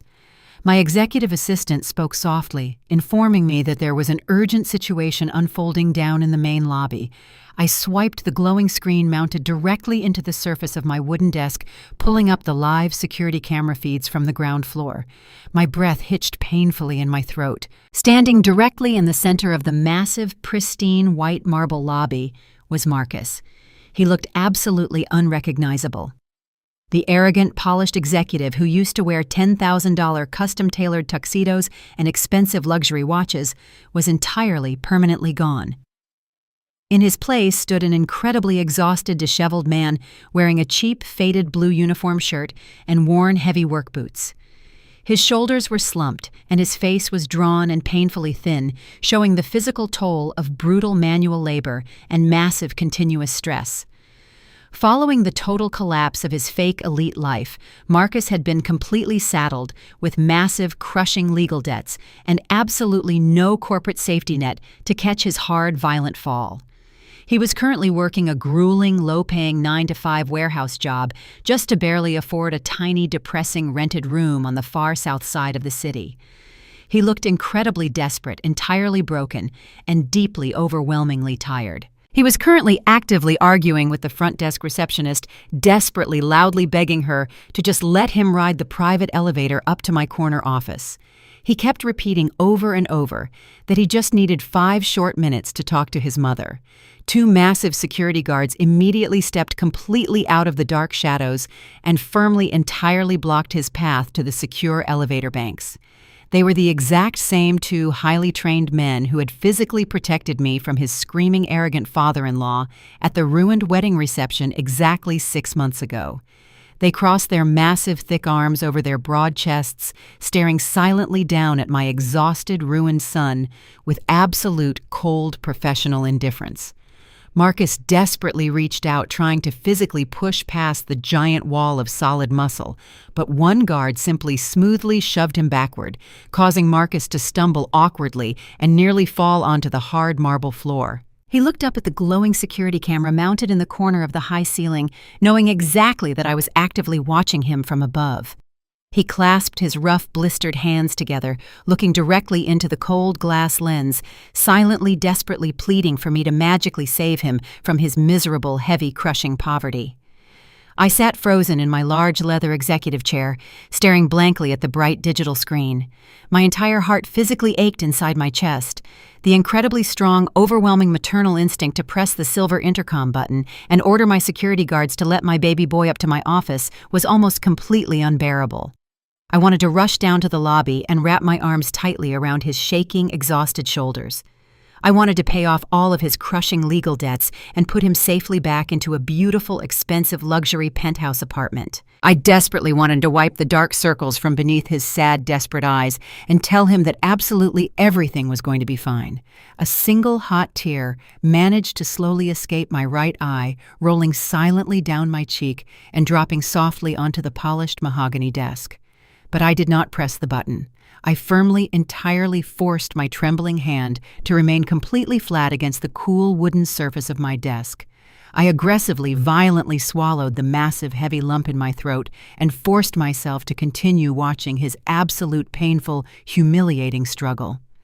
I knew deep down, in my absolute core, that magically rescuing him right now would only permanently destroy whatever tiny, fragile shred of real, genuine manhood was currently slowly, actively growing inside his soul. The painful, grueling warehouse shifts the heavily blistered hands, the cheap, faded uniforms, and the crushing daily anxiety of barely surviving were the absolute, strict, brutal teachers he desperately needed to finally understand the true immense value of a single hard-earned dollar.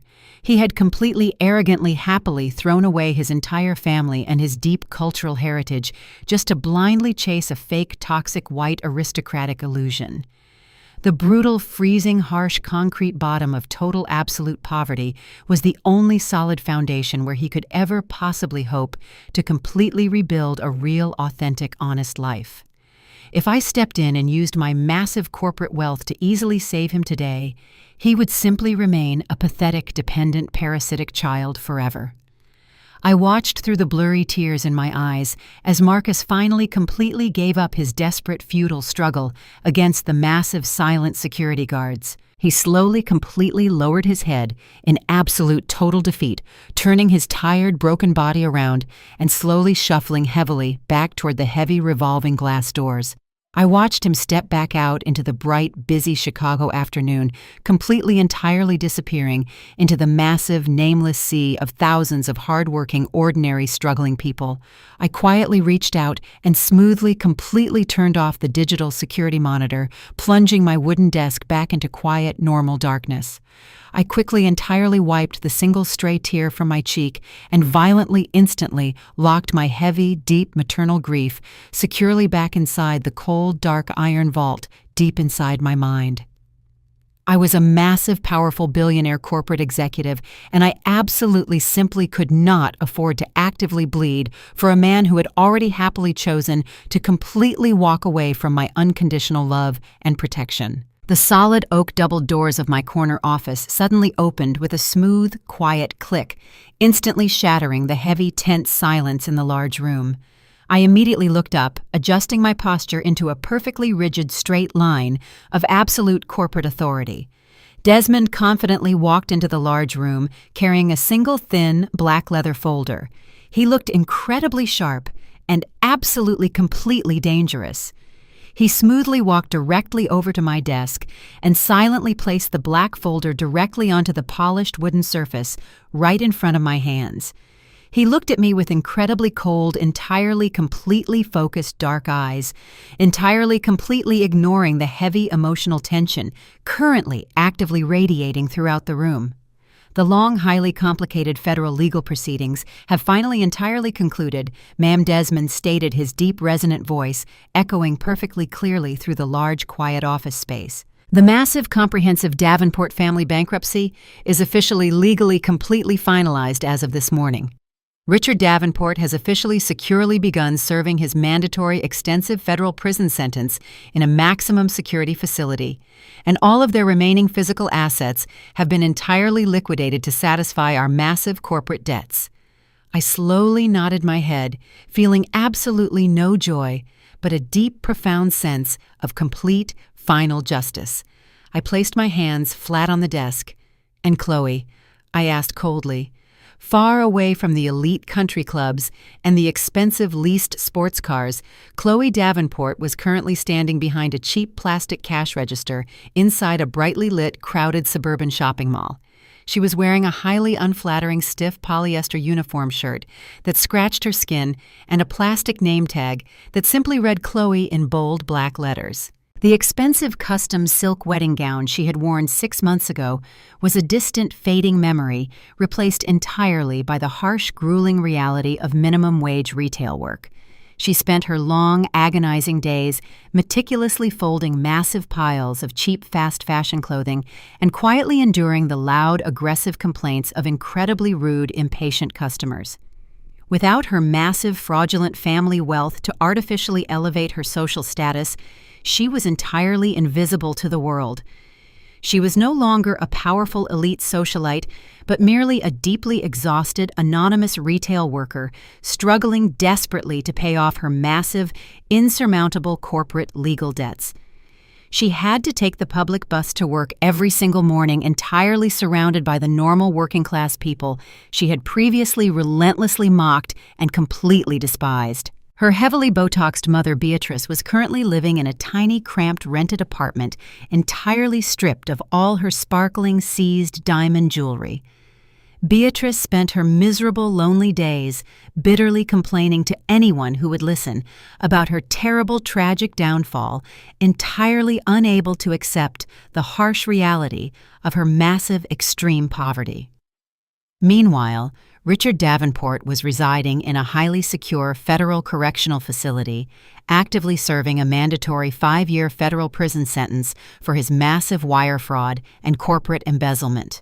The incredibly arrogant man who had proudly boasted about his elite political connections and his fake generational wealth was now wearing a standard-issue bright orange prison jumpsuit.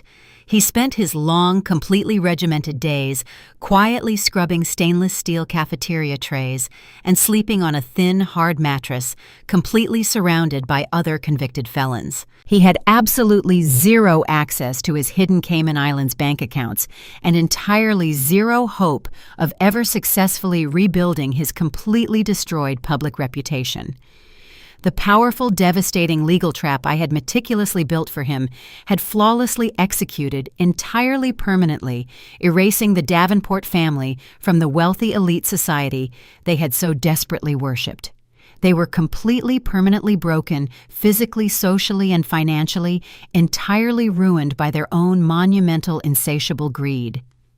I listened calmly as Desmond finished his highly detailed final report regarding the absolute total destruction of my enemies. I simply nodded my head and smoothly dismissed him from my large corner office. I walked back over to the massive glass windows and looked down at the sprawling, beautiful city of Chicago. I had completely legally severed all ties with my only son and entirely permanently crushed the deeply toxic racist family that had actively tried to steal my massive hard-earned fortune. My massive corporate empire was entirely safe, but my incredibly large, sprawling mansion felt completely empty without any family left to share it with. However, I quickly realized that true, authentic family is absolutely not defined merely by shared bloodlines or legal marriage certificates. True family is intentionally built through shared deep values, mutual profound respect, and genuine unwavering loyalty. I proudly decided to entirely build a brand new family of my own. Exactly 1 month later, I stood behind a sleek wooden podium at a massive press conference and officially publicly launched the Sterling Legacy Fund. It was a massive $50 million corporate initiative explicitly dedicated to aggressively funding and heavily mentoring young, highly ambitious, underprivileged Black female entrepreneurs. I actively surrounded myself with brilliant, incredibly driven young women who looked exactly like me and who possessed the exact same fierce, unstoppable hunger I had when I first started my own difficult business journey. I proudly became the dedicated mentor and the fierce financial protector they desperately needed, entirely filling my empty life with their incredible bright energy and their massive, undeniable potential. My legacy was absolutely no longer tied to a weak, cowardly son, but securely anchored to an entire generation of powerful future queens who would eventually change the entire global corporate landscape forever. They thought they could simply use my blood, mock my deep cultural roots, and easily steal my massive hard-earned legacy. They completely arrogantly assumed I would just quietly accept their horrific abuse because I was a mother desperate for her son's fragile love. But a powerful queen absolutely does not cry when she is violently slapped in front of her enemies. She calmly buys the entire kingdom and permanently exiles the treacherous traitors from her lands forever. I successfully protected my peace and entirely secured my vast empire by taking out the toxic trash that desperately tried to infect my beautiful life. Have you ever had to firmly cut off incredibly toxic family members to completely protect your own peace and your personal dignity? Let me know all about your own personal stories in the comments section below. I absolutely love reading about your own incredible triumphs over deeply toxic people. Please make sure to hit the like button and immediately subscribe to my channel for more powerful stories of building massive empires and taking out the toxic trash. Thank you so much for watching my entire journey today, and always remember, your true worth is absolutely never defined by the people who blindly, foolishly choose to betray you.